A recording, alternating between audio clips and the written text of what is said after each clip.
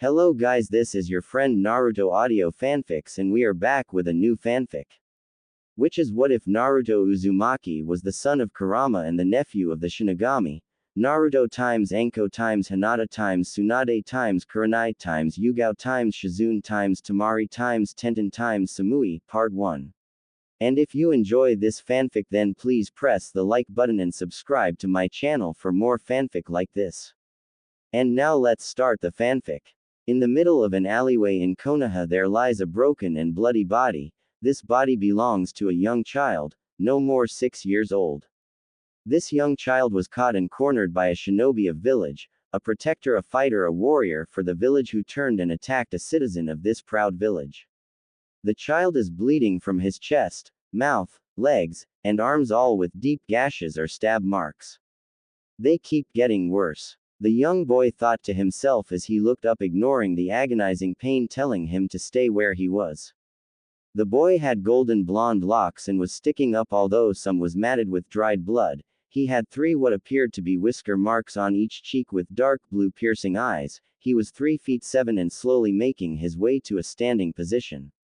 "I need to get to my apartment," the young boy chanted in his mind, encouraging himself to move. Looking up, he saw a figure running towards him. "Naruto!" the figure yelled out. Naruto looked up with his last strength and gave a small smile, recognizing the voice as one of his Anbu protectors who was his friend, and promptly passed out, smacking his head against a discarded kunai that used to stab him repeatedly. The figure increased its speed and fell to its knees. "Naruto, don't give up. You stay in there, come on, damn it. Whatever happened to not giving up until you became Hokage? Naruto, Naruto, answer me," the figure screamed out with fresh tears streaking down its face. "I'm not going to let you die. If you die, I'll revive you and kill you again," the figure screamed as it got off of its knees and picked up Naruto bridal style. Shunshining to the hospital in a frantic state, started screaming for the medical staff. "Doctors, nurses, please hurry," the figure screamed. "Anko-san, what are you doing here?" the old Hokage Sarutobi Hiruzen asked. Looking down to the bloody broken mess in her arms, he got his answer. "Doctors, get the hell in here now," Sarutobi yelled out with authority. Doctors and nurses came rushing into the lobby. "Yes, Hokage-sama, what is it we can help you with?" a lead doctor asked. Spotting the broken body in Anko's arms, he got looked on with distaste, thinking they should just let the demon boy die. "What the hell do you think we need?" Anko screamed out with rage. "Shut up, snake bitch," the doctor replied with disdain and disgust in his voice. Anko shot back a glare and was about to retort until the Hokage released just enough ki to get everybody's attention. "You treat Naruto now, and if I ever hear you speak to one of my shinobi like that again, I'll have you kicked out of this hospital. Is that understood?" Sarutobi asked. The doctor reluctantly nodded and led Anko to a room where they could observe and treat Naruto. Sarutobi followed with a sad gleam in his eyes. "Oh, Naruto, what did they do to you know?" Sarutobi asked himself in thought. Anko looked down with absolute fear at the boy she had come to admire. "All of that talk about being Hokage one day better not have been a bunch of crap, Naruto. If you die on me, I really will find a way to revive you and kill you again," Anko whispered to Naruto, smiling when she saw Naruto slightly move his head in what appeared to a nod as if understanding her statement. Anko and Sarutobi entered the room, and upon entering, Anko set Naruto down and let the doctor take a look. Looking at the door, Anko could see a team of nurses walking in with bags of medic wrap and a bag of blood for Naruto, as he had lost quite a bit. "Please, Naruto, just please be alright," Anko thought to herself as she and the Hokage took a seat in the room and waited for the doctors to be done. Right after Naruto passed out, Naruto awoke to a drip. "Wow, is that annoying?" Naruto spoke aloud. Looking around from his sitting position, he noticed he didn't had any injuries to his body. Examining his environment, he also noticed he was in what appeared to be in a very dank sewer with a leak as there was water on the ground. "What is going on?" Naruto asked himself. Getting up and looking down both directions in the hallway he was in, Naruto felt a tug coming from the left direction and headed down the hall. What is this place? Naruto asked himself another question. Walking to where he felt like he was being tugged, he abruptly came to a stop when the hall he was following opened up into a huge room. The room had what appeared to be a jail cell, starting in the middle of the room heading all the way to the back of the room. Excuse me, is anybody there? Naruto asked out loud, hoping to get an answer. Walking closer to the jail cell, he heard what appeared to be chuckling. Excuse me, I hear laughing. It's polite to answer a question when asked, Naruto stated as he peered into the vast darkness of the cave. Naruto gasped as he saw two glowing slitted red eyes staring at him with what almost appeared to be a fatherly concern shining through them. Hello kid, so we can finally make contact. About damn time, this mysterious creature stated. On closer inspection, Naruto saw what appeared to be a fox with 9 tails swaying peacefully behind him. You're the KK Kyuubi, Naruto managed to get out. The Kyuubi smiled, showing its razor-sharp teeth, which sent Naruto on edge a little bit. I knew you way smarter than you act, so why do you act like an idiot and kid it Toussaint to you? Kyuubi replied with a smile that somehow managed to be filled with love. WWWW what? As all Naruto could get out. Kyuubi smiled again at the confused face of Naruto. Ah, I could see how this would be hard to take in, so let me help you understand. I'm the Kyuubi, okay? You can call me Toussaint. There, understand it any better? Kyuubi asked with a smile. Naruto looked at the fox like it was stupid. Yeah, thanks, that helped a lot, but if you're my Toussaint, does that really mean I'm a demon? Naruto asked sadly. The Kyuubi gave a chuckle. Oh no Naruto, that won't happen for another 15 or 20 years. Kyuubi replied. What won't happen for another 15 or 20 years? Naruto asked. Alright, Naruto, I'm going to stop messing around and tell you most of what I know. First off, I'm the Kyuubi and you are my adopted son. Secondly, I am sealed inside of you, that is why the villagers torment you. Any question, as I'm guessing you have a lot? The Kyuubi asked. Naruto nodded his head. Yes Toussaint, why did you adopt me and why are you sealed within me? Naruto asked curiously. Well, Naruto, that goes back to your mother. You see, I was sealed within your mother many years ago. She and I actually became very good friends. I taught her a lot of what she knew about being a ninja. I told her of my mate and kit that were waiting for me to return to them, and after many years she released me from her seal. I couldn't believe it and thanked her, vowing I would do anything to repay her. Your mother, Kushina Uzumaki, wanted me to look after you if anything ever happened to her or your father. I made a blood pledge that I would look after you when you needed me. After saying goodbye to your mother, I went to find my mate and kit. I found blood stains and the scent of tainted snake. This scent belongs to one of Konoha's ninja from many years ago. I stormed into your village looking for the ninja, hoping to kill him, but your village's shinobi saw me as a threat and attacked me. I do see how they could see me as a threat, and I don't blame them for attacking me. I mean, I'm a 20-story high fox and the most powerful biju or demon in the world. Getting back on topic, once I was attacked, I lost myself to my sorrow and hatred for that man that attacked my mate and kid, and I became enraged.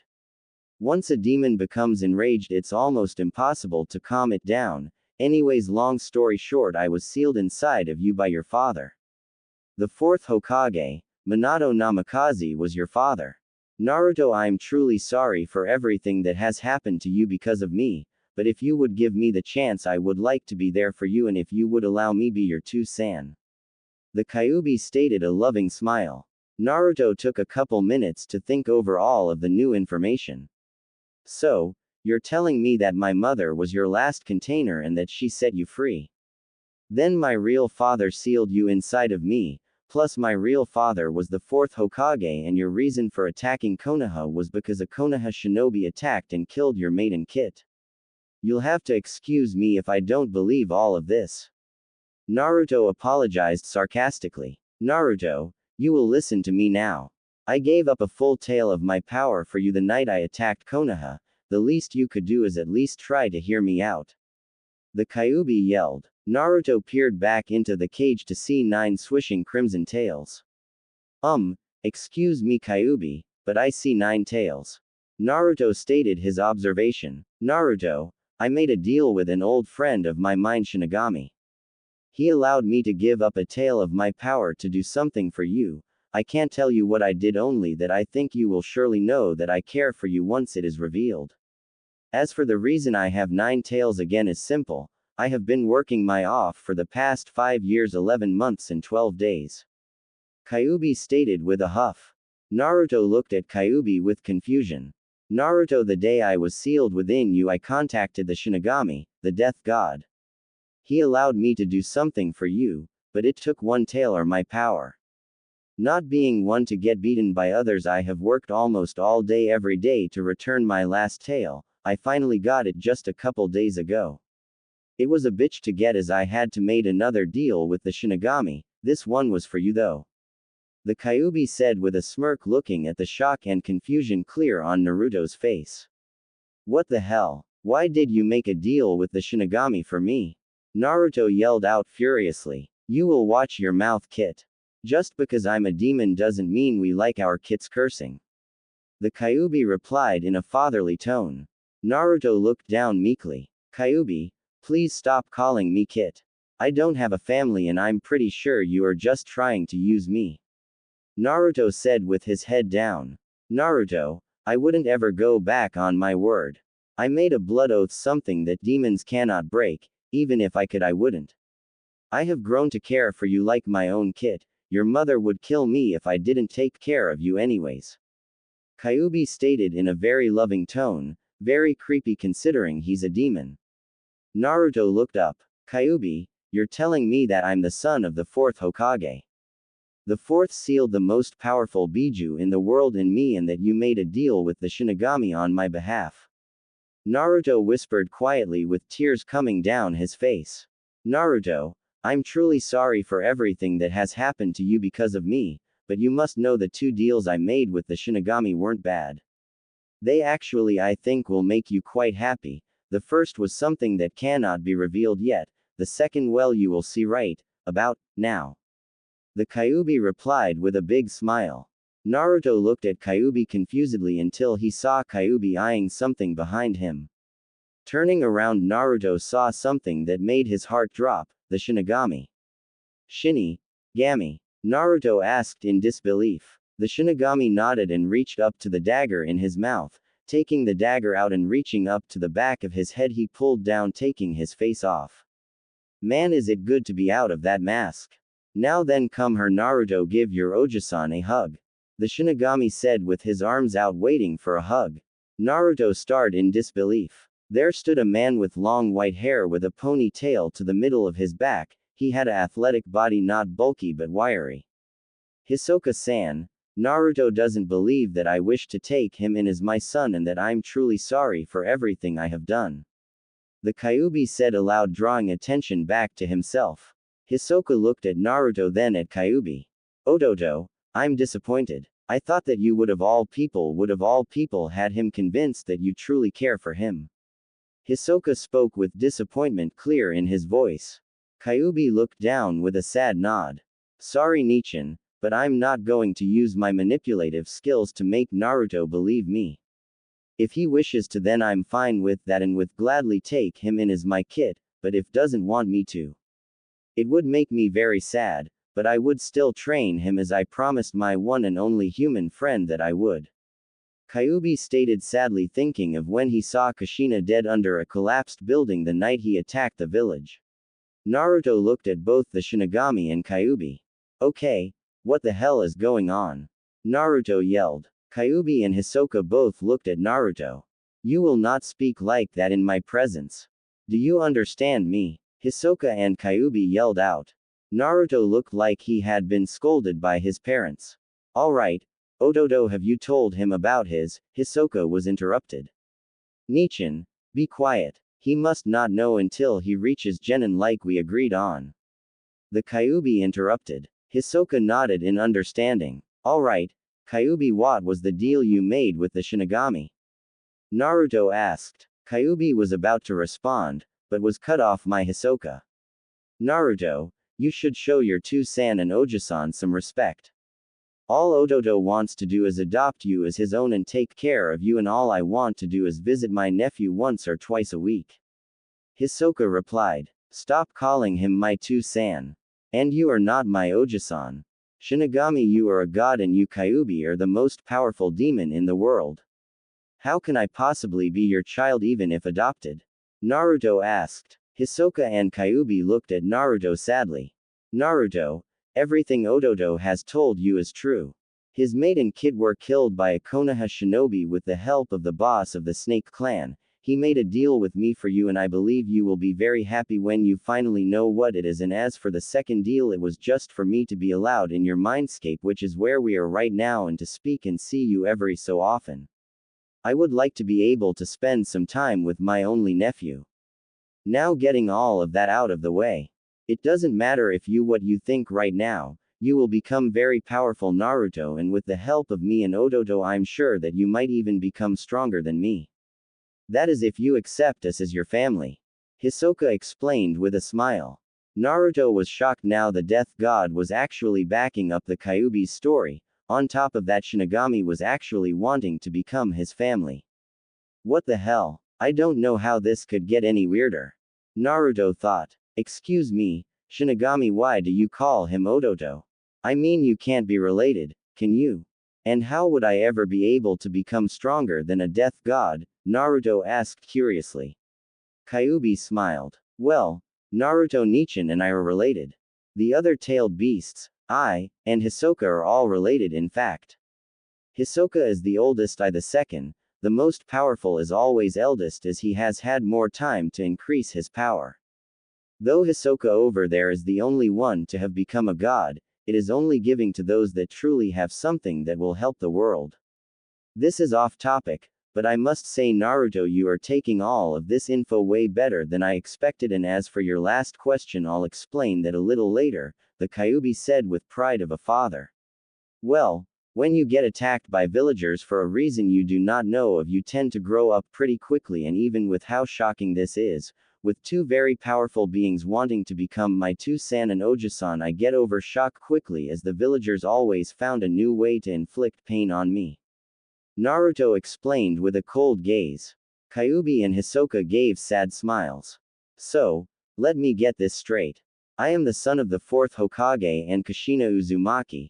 I have the most powerful demon inside of me who cares for me and wants to adopt me as their own, and the Shinigami is my Oji-san. Naruto asked. Kyuubi nodded. Okay, so, Two-san, if you cared about me so much, why did you allow me to get all of those beatings? Naruto asked with his cold gaze directed at Kyuubi, actually making the Kyuubi sweat a little. Kyuubi, who had smiled at being called Two-san, quickly frowned. Naruto, I am truly sorry, it wasn't until just now that I was able to contact you. Your mother was a seal master and she helped your dad develop it. Your mother made it so that under great emotional strain I would be able to finally make contact with you. I'm sorry I couldn't do it sooner, but no matter how hard I tried, I just couldn't get through. Kyuubi replied sadly. Naruto nodded in understanding. Alright, Two-san, I believe you. If Oji-san, who is the death god, backs up your story, then who am I to not believe you? Anything else that I should know about? Naruto asked. Kyuubi smiled at being called Two-san and Hisoka smiled at being called Oji-san. Yes, Naruto, I will be training you as will your Oji-san. I'll train you in everything from taijutsu, ninjutsu, genjutsu, fuinjutsu, to forbidden jutsus. You will need all of that if you are to one day take my place as the most powerful demon in the world. I will teach you other very powerful things later when I believe you are ready. Until then you do not need to know of them. Kyuubi stated with a huge smile. Naruto looked at Kyuubi in complete disbelief. Two-san, I might be able to get over something quickly, but how could I take your place? I'm human after all, right? Naruto asked worriedly. Naruto, the seal you have to keeps me trapped is actually taking my chakra and infusing it with yours. You're turning into a Hanyu or a half-demon. This will be completed when you're probably around 12 or 13. Then when you're 22 or so you will become a full demon. that is just how fast my chakra is being transferred. I have no control over it. Kyuubi replied. So, I will really be a demon then, huh? Naruto asked sadly. Yes, Naruto, you will become a demon. Like I said, I can't stop the process even if I wanted to, Kyuubi replied.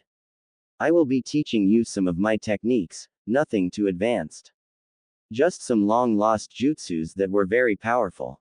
Hisoka stated while rubbing his hands together with an evil smirk, thinking of all the chaos that would ensue from Naruto's usage of the jutsus. Kyuubi sighed. Nichin, you shouldn't endanger my son and your nephew with those insane jutsus until he is at least a Hanyu. Hell, most demons have a hard as hell time mastering them. Kyuubi stated, not wanting his newly adopted son to get hurt because of his Nichin's stupidity. Naruto's eyes gleamed. Oji-san, you must teach me those jutsus. I will surpass you both. I will become the most powerful demon in all of the world. Naruto yelled out, making Kyuubi and Hisoka to smile widely. You know, Naruto-kun, you will have to work very hard. With Odoto being sealed inside of you and you taking his chakra means you are going to be blood related to him. Demon chakra is different from normal chakra. Demon chakra that flows continuously through somebody will eventually end up having his genetics changed to a point where it would seem as if he had a third parent. This means that eventually Odoto will truly be like a father. He'll be there for you physically and related to you by blood. Hisoka explained. Cool. I get to be the most powerful demon's Kit, that's awesome. Naruto yelled. Kit, as my child you must learn to be calm, strategic, smart, and above all something I am only known for, kindness. Now I know what you may be thinking. Kindness, what the hell are you talking about, Too-san?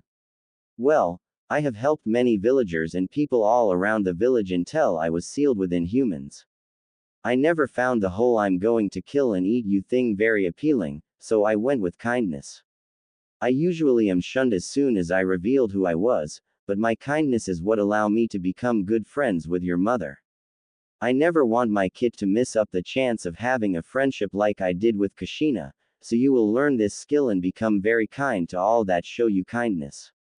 I'm not saying be kind to people who want to kill you, just that if a person shows you any kindness then you should try and be nice back. Kyuubi stated in a fatherly tone. You know, Too-san, that's quite a list, but I want to make you proud. Naruto replied with a huge grin. Kyuubi gave a slight chuckle and nod, while Hisoka was looking at Naruto as if he were contemplating something, and then it looked as if he made up his mind. Odoto, give me your summoning scroll.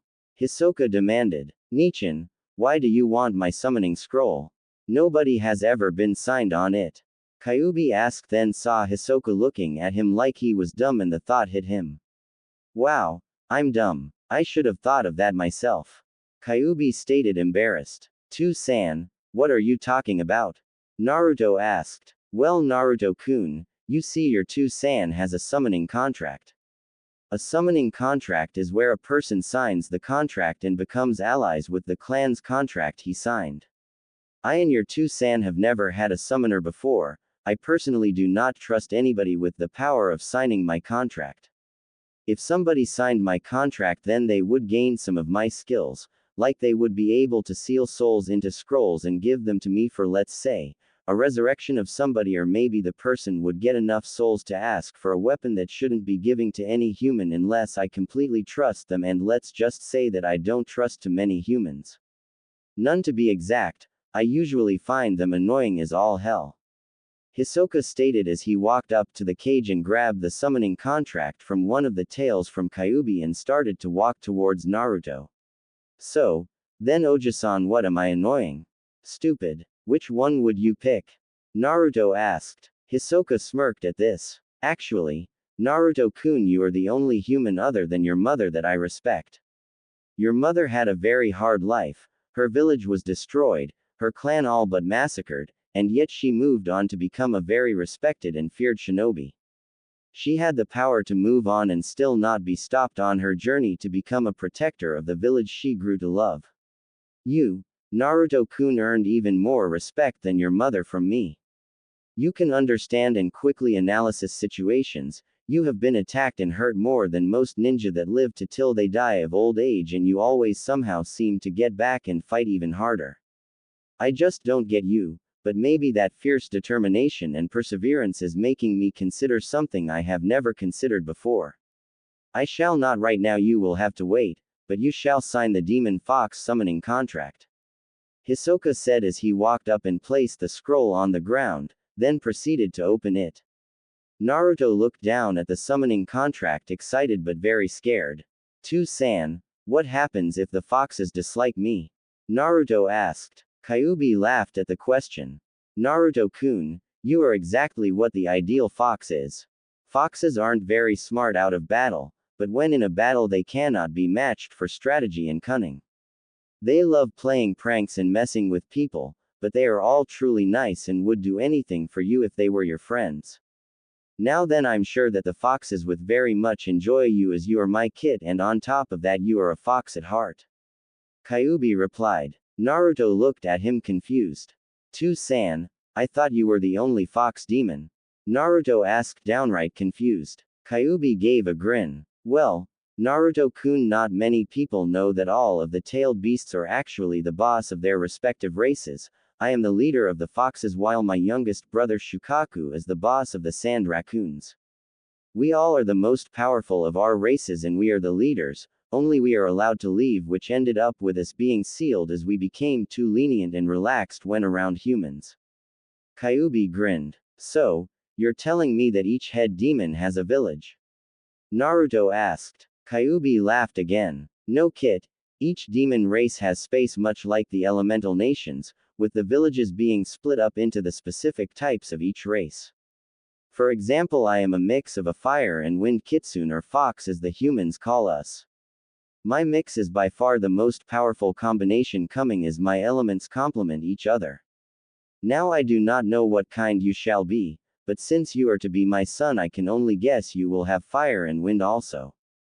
Enough of that though, I would you to become the first ever summoner of the Demon Fox clan," Kyuubi stated with fatherly pride. Naruto gave a huge grin. "I will make you proud To-san," Naruto yelled. Kyuubi smiled. "Kit, I have no doubt of that." Kyuubi thought to himself. "Alright, Naruto-kun, bite your thumb and write your name on the scroll, then rub blood over each finger and place them on this box below where you signed your name," Hisoka instructed. Naruto bite his thumb, drawing blood, and was just about to sign his name when a thought popped into his head. "Hey To-san, what is your last?" "I wish to sign with my full name," Naruto explained with a smile. This got a smile out of his Oji-san and To-san.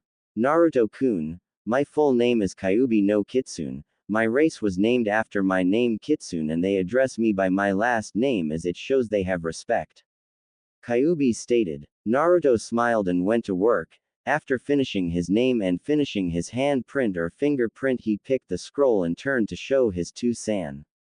Kyuubi read it aloud. "Naruto Uzumaki Namikaze Kyuubi. Alright, now Naruto-kun, you have been out for a couple days and you shall learn the summoning jutsu at a later point. I wish you luck and do not tell any of this to anybody." "Understood?" Hisoka asked. Naruto nodded and began to vanish against his will.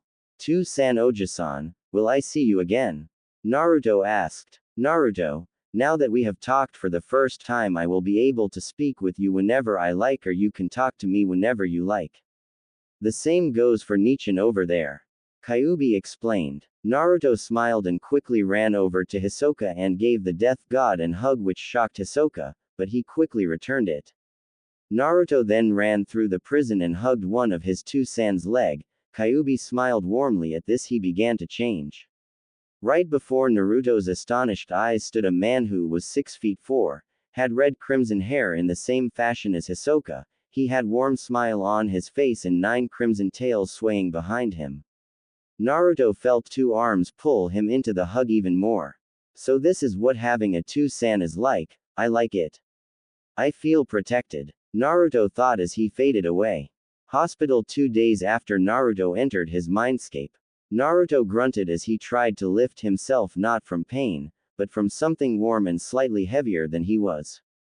Naruto looked down to see a girl. She looked to be 12 or 13. She had purple hair in a pineapple hairstyle. She was wearing a brown tan trench coat with a mesh shirt underneath. She had a short skirt on. The thing that Naruto was entranced by the most was her face. So beautiful. Naruto thought. Hey kid, stop drooling, you're only 5 turning 6 in under a month. I don't want to have to give you the fox and the flame talk. Kyuubi stated. Naruto was shocked. To-san, why didn't you tell me that everything would be clearer and I could smell? I don't know how to put it, just I can smell way better than a normal human should be able to. Naruto asked, clearly not knowing what the fox and the flame talk was. Sorry, but when you signed the contract I pushed some chakra through the cage. Just enough to make you about 1/4 maybe 1/3 demon. Your senses changed to accommodate your kitsune demon blood. The Kyuubi replied with a smile. Wow, To-san, you know that I would have been afraid of ever hearing I was 1/4 demon, but now I actually can't wait to become a Hanyu and then a full demon. I'm going to become more powerful than you To-san, so watch out. Naruto yelled in his mind. The Kyuubi smirked and was about to reply when he felt Naruto get hit hard, as he had feeling of Naruto's senses ever since he made contact with him. Naruto was off thinking about this very attractive girl laying next to him with her legs wrapped around him when he felt a fist collide with the back of his head, snapping him out of his daydream. Naruto-kun, I swear that if I ever find you like that again I will personally kill you. Do you understand? This mystery woman Naruto didn't know asked. Then it dawned on him. You're the snake Anbu that always keeps me protected when you're guarding me.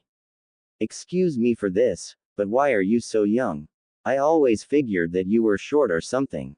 Naruto asked and earned him another smack. Naruto-kun, you didn't answer my question. Do you understand? Ask a menacing snake Anbu.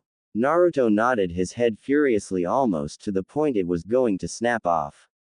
Anko noticed something. It was Naruto's eyes. They were an entrancing blue that she couldn't tear her gaze away from.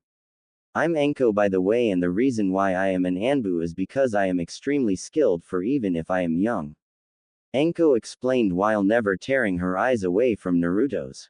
So, Anko, would you mind if I called you Chan? Naruto asked. Anko shook her head signifying that she didn't mind, but never took her gaze off of Naruto's eyes. Anko-chan, why are you in my bed and why is the Hokage standing in the doorway smirking and leering with like a pervert? Naruto asked. This caused Anko to break her eye contact away and look around to see the Hokage leaning against the doorway whistling a tune, acting like he didn't notice anything. Anko blushed bright red and got off the bed before anything further could be assumed. Hokage-sama. Anko acknowledged her leader. The Hokage smiled and gave a nod. Naruto-kun, good to see you awake. Can you remember anything about what happened or who did it to you? Sarutobi asked curiously, wanting to make the people who hurt his adopted grandson pay. Well, GGI. Naruto trailed off as he brought his knees up to his chest and wrapped his arms around his legs, rocking back and forth with tears going down his eyes. Anko went to the bed and comforted Naruto, wrapping him tightly in a hug. Go on, Naruto-kun, nobody here is going to hurt you. Anko whispered in his ear. Naruto started to convulse violently and screamed out in pain. Naruto clutched his eye, as they started to bleed. Anko instantly wrapped him into a tighter embrace and rocked him back and forth. Naruto-kun, please be alright. Anko yelled in thought. The Hokage had appeared near Naruto's bedside. Naruto screamed and threw his head back onto the bed as he finally calmed down. He was glistening with sweat and Anko had not let go, falling back onto the bed with her head on the bed, holding onto the Hokage for dear life. Naruto's hands stopped clutching his eyes as the blood stopped running down from his eyes. As he opened his eyes, everything became so much clearer and weird. He could see normally, but saw blue dots all over Anko's and his Gigi's body. Sarutobi let out a gasp as he saw his eyes. Naruto's eyes were spinning rapidly. There was a single coma in each eye and had veins popping out from the sides leading up to his eyes. Naruto looked at his Gigi and answered his question. I don't know what happened, it's all a blur in my mind. I can't recall anything from that night. Sarutobi nodded as he studied Naruto's eyes. Naruto, you have just awakened a dujutsu I have never seen before. I must get Kakashi and Hiashi in her right away. Naruto, you stay here with Anko until we get back. Sarutobi commanded. Naruto nodded sheepishly as he felt the arms that held him to comfort him tightened even more. Anko-chan, need air. Naruto somehow managed to get out even without much air. Anko blushed and apologized. Naruto-kun, I'm sorry, I just don't want to see you hurt ever again. Anko said as she held her hug on Naruto. Naruto was shocked. Anko-chan, why do you care for me so much? I mean, yeah, you were there for me whenever I was attacked, but why are you doing this now? I'm not being attacked, I'm fine, and yet you hug onto me like you're clinging to me for life. Naruto stated as he stared at the blushing form of Anko. You know, for a soon-to-be 6-year-old, you're pretty perceptive. Anko replied. The reason why I'm clinging to you so much is because, well, you remind me so much of myself. I see the way the villagers look at you with hate and disgust, how they treat you, how they wish you were dead. I'm treated the same way. I just want to make sure that somebody so much like myself, in at least regards to us being hated by the village, is safe. I couldn't live with myself knowing that you had died. Anko replied quietly while looking down. Naruto smiled. I have somebody who cares about me because she knows how hard it is to live a life that like one I'm living. Naruto thought ecstatic to have somebody who truly cares for him, as they knew how it felt to be hated by the village. Anko-chan, I'm thank you for caring so much, but I promise you that I will not die. I'll live until I fulfill my dream. Naruto stated. Anko looked at him curiously. You're welcome, Naruto-kun, but if I may ask, what is your dream? Naruto was about to reply when he heard his two-san speak. Kit, you must realize that she likes you. Come on, just flirt with her, I'll help you. Kyuubi yelled, trying to hook his kid up with an attractive young woman. Ah, Arrow 2-san. Naruto yelled, making the Kyuubi laugh. Anko-chan, my dream is to become a very powerful shinobi and to have a large family. I wish to love and take care of my kids like I always wished my partners would. Naruto replied. Many Anko go wide-eyed. Naru-kun wants a big family. I can help him with that. Anko declared in her mind. Naruto-kun, would you like to, when you're older that is, would you like to go on a date with me? Anko asked hopefully. Naruto was taken back as her question. Kit, I swear if you mess this up, I'll give you a training regime that even your Oji-san would have a hard time reviving you. And trust me when I say he will keep you alive until you become the Kyuubi. Kyuubi declared. Naruto gulped. Yes, Anko-chan, I would love to, but I think that I should be quite a bit older. What do you think? Naruto asked. Anko gave a smile. I think you might be right, Naruto-kun, but you better not change. When you get older, I expect the cute, lovable, energetic blonde that I have grown to care for. Anko replied as she got up, gave Naruto a kiss on his cheek, causing him to blush. Anko smiled at this and smiled as she left the room. Naruto smiled as he watched her leave and frowned as he saw somebody he hated with everything he had storm into the room and point accusingly at him. You brat. You stole the Hyuga clan's doujutsu. I'll kill you. Hiashi screamed as he launched himself at Naruto. A man Naruto had never seen before flashed between Hiashi and him and stopped Hiashi's attack with a punch to the chest. Hiashi-san, you will restrain yourself. You're lucky that the Hokage wasn't here to see what just happened. The man who Naruto could now see had silver spiky hair said. The man turned to Naruto and looked into his eye. Well, this certainly is new, I've never anything like this before. Hiashi-san, take a look. The silver-haired man backed away. The Hyuga clan head walked up and looked into Naruto's eyes. Shocked, he began to stutter and formed a plan. If I can get the demon brat to marry one of my daughter, then we could get this new dujutsu. Hiashi thought with glee. I must say I have never seen anything like this. Maybe it is a new dujutsu that has never been awakened. Hiashi spoke aloud as the Hokage walked in. The study must wait. I am issuing a training trip for Naruto until he is 12 years old. You leave immediately, Sarutobi stated. Naruto looked around for his clothes. He saw a black shirt with the Uzumaki symbol on the back and went to reach for it. As Naruto grabbed the shirt, he saw a golden nine-tailed fox trailing from his wrist up to his shoulder as he had been shirtless. Naruto was shocked, but figured it as something he got from signing the fox contract. Grabbing the shirt and quickly pulling it on to conceal the tattoo he had gotten, reached for what he assumed pants. The pants were black with a crimson Uzumaki symbol on each side. Naruto smiled and jumped out of bed and pulled them on also. Gigi, who am I going with? Naruto asked. Sarutobi smirked as he pointed at the silver-haired man standing next to Naruto's hospital bed. So, then Naruto, you will be training with me for the next 6 years.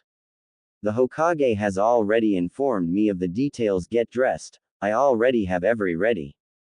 The silver-haired man stated. Naruto nodded and finished getting dressed and pulled on his sandals. Naruto followed the man along with his Gigi to the village gate where he saw Anko was waiting for him. As they reached the village gate, he could Anko was crying a little. Anko-chan, why are you crying? Naruto asked. Anko looked at him for a bit and smiled. Walking over to Naruto, she got on her knees and gave him a hug. Naruto-kun, you must promise me you will come back safe and much stronger than when you left. Anko whispered. Naruto nodded. Then I want you to have this. Anko whispered again as she put a necklace around Naruto's neck. Naruto studied it. The necklace was very beautiful. It was 2 snakes twisting around each other and ending with their heads butted on each other, forming a heart. That is the only thing I have left of my parents. I want you to have it. Anko whispered. Anko-chan, I can't take this. It means far too much to you. Naruto whispered back. Anko smiled. Naruto-kun, promise me that you won't forget me. Anko-chan, I will never forget you, I promise to you, and when I get back, if you like, we could have our date. Naruto replied with a smile. I would like that, Naruto-kun. Anko whispered with a huge smile. Anko let go and Naruto walked up to Gigi. Naruto-kun, I'm doing this for your own good. I can't allow villagers and the village's own shinobi to hurt you. Kakashi, I want Naruto at least low Junin level. Is that understood? Sarutobi asked. The known Kakashi nodded and motioned for Naruto to come along. Naruto did as was told and looked back to wave to his Gigi and Anko. They waved back. Naruto felt sad that he had to leave when things were finally started to get better. Kit, I want you to try and take the chakra from your eyes out. I'll explain later what your eyes exactly are. Kyuubi stated with barely contained glee. Naruto nodded and focused, trying to remove the chakra from his eyes, and slowly he managed to do so. Taking all of the chakra from his eyes, he noticed that they had traveled for about 20 minutes. Kakashi-sensei, where are we going? Naruto asked. Well, Naruto, we are going to Wave Country. I wish to be far enough away from the village. Kakashi stated. 1 week later, Naruto and Kakashi had been traveling and now were on a very big boat taking them from Fire Country to Wave Country. Kakashi was reading an orange book when he heard a scream. Deciding to check it out, he ran into a bloody Naruto gripped by a man with a kunai in his hand. Naruto looked over with it Kakashi and with a sad look broke off the necklace he was wearing and tossed it to him. Kakashi-sensei, please, give that to Anko-chan. Naruto managed to get out as there was blood pouring out of his mouth. Kakashi was shocked at this turn of events and just nodded. Kakashi cleared his head and made a move to save Naruto. You brat, you just had to try and save that lady, didn't you? You didn't have to die, but now you do. The man screamed that was gripping Naruto as he plunged the kunai deep into Naruto's gut and twisted, getting a scream of pain from Naruto. The man laughed and threw Naruto over the side of the boat into the river. Stupid brat, deserves what he is as far as the man got when a kunai plunged itself into his head. The man slumped and Kakashi stood there looking over the railing, knowing that Naruto was dead and nothing he could do would bring him back. Minato-sensei, I'm sorry but I failed you. Kakashi whispered to herself. Kakashi jumped off the boat and using his chakra he stayed up on the water. Taking off at full run would be at the Leaf Village in less than 3 hours. 3 hours later, an exhausted Kakashi came stumbling up to the gates. Azumo and Katetsu, who were pulling gate duty like always, halted him until they saw who exactly it was. "Oh Kakashi, I thought you weren't due back here for another 6 years." Azumo asked. Kakashi waved him off and shunshined into the Hokage's office. Hiruzen Sarutobi, who had been doing paperwork, looked up to see a exhausted-looking Kakashi Hatake. "Kakashi, why are you back in the village? Where is Naruto?" Sarutobi asked. Kakashi fell to the ground and started to cry. Sarutobi was shocked. He had never once seen Kakashi cry even when his own teammates had been killed. "Kakashi, what is wrong?" Sarutobi asked. "Naruto is dead." Kakashi screamed out, crying even more with his head on the ground, whispering apologizes to the fourth Hokage. Sarutobi looked shocked to hear those words.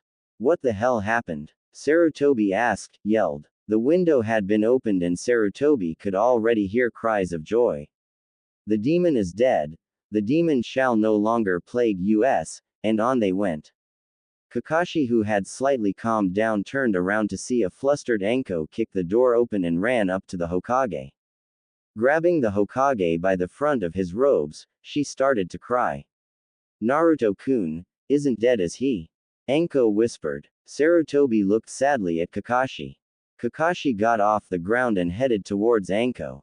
"Anko-san, Naruto wanted me to give this to you before he died," Kakashi stated as he handed over Anko's necklace she had given to Naruto. Anko broke down and started crying, tears streaming down her face. She ran out of the Hokage's office. Sarutobi looked at Anko running out of the Hokage's office sadly, turning on Kakashi.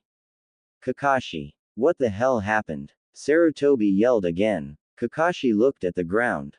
"I was reading my book when I heard screaming. From what I gathered, Naruto tried to stop a man who was attempting to steal something from a woman. The man stabbed Naruto multiple times and then threw him over the edge of the boat. I killed the man right after and came back as fast as I could." Kakashi spoke softly. "You're dismissed, Kakashi. Stay home for a couple of weeks," Sarutobi ordered. Kakashi simply left to go home and mourn for his student-to-be. With Anko. Anko had ran all the way home crying. "This can't be true. It just can't be," Anko yelled. Anko looked down to the necklace that was in her hand and found a small, slightly bloody note stuck between the two snakes. Anko quickly grabbed the note and began reading. "Dear Anko-chan, if you are reading this, then I'm dead, but do not worry, as we shall see each other again. Know that I didn't do this to hurt you and do not mourn for me. I will explain everything to you when I return in 6 years. To make sure you understand, I'm alive. Do not ask how or why and do not show anybody this note. It is only for your eyes. I had to make a chakra seal that only allowed the note to appear when it was in your presence. Know that I am still looking forward to our date. Sincerely, Naruto Uzumaki." Anko was confused as all hell, but if Naruto was alive, that's all she needed. "I'm willing to wait for you, Naruto-kun," Anko thought as she laid on her bed mentally exhausted and fell into a deep sleep.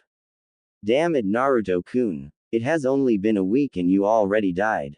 You're lucky I care for you so much, or I would just let you die," Hisoka screamed. Naruto nodded meekly. "Nichan, it is necessary for Naruto or he will never be able to truly train like he needs to be," Kyuubi said, sticking up for his son. Hisoka reluctantly nodded in agreement. That day after Naruto's death, the legendary Toad Sannin himself was standing in the Hokage's office after hearing about his grandson's demise. No, no, no, no, I don't believe it. You lie, sensei, Jiraiya screamed in utter disbelief. Sarutobi looked sadly at his student. "Jiraiya, Naruto-kun was like a grandson to me. Why would I lie about something like?" Sarutobi asked sadly. Jiraiya was denying everything he had heard up to 5 hours ago. He had got a message from a local contact saying that he was come to the Leaf Village quickly as it pertains to his godson, Upon arriving he saw waving flags with Naruto's face upon it was, "Ya.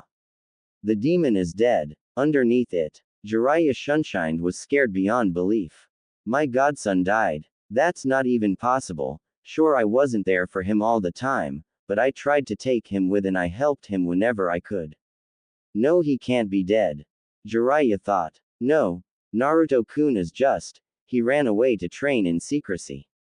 "Yeah, that's it, he just ran away and survived that save. No, I bet he had that all thing planned out and that dude was just acting." Jiraiya stated, convincing himself that his godson was indeed perfectly fine. Sarutobi looked at Jiraiya as if he was crazy. "Jiraiya, you know as well as I do that Kakashi would not lie to us and that he is a damn good shinobi. If he says Naruto-kun is dead, then he must." Sarutobi looked wide-eyed at Jiraiya's clear disrespect. "Shut the hell up, you old bastard.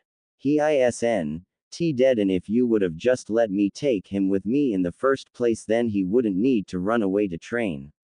Jiraiya yelled with all his might. Sarutobi was about to reply, but Jiraiya beat him to it. "Sensei, don't call me for a mission for at least 4 months. I'm going to go look for my godson," Jiraiya whispered as he dashed out of the office's open window.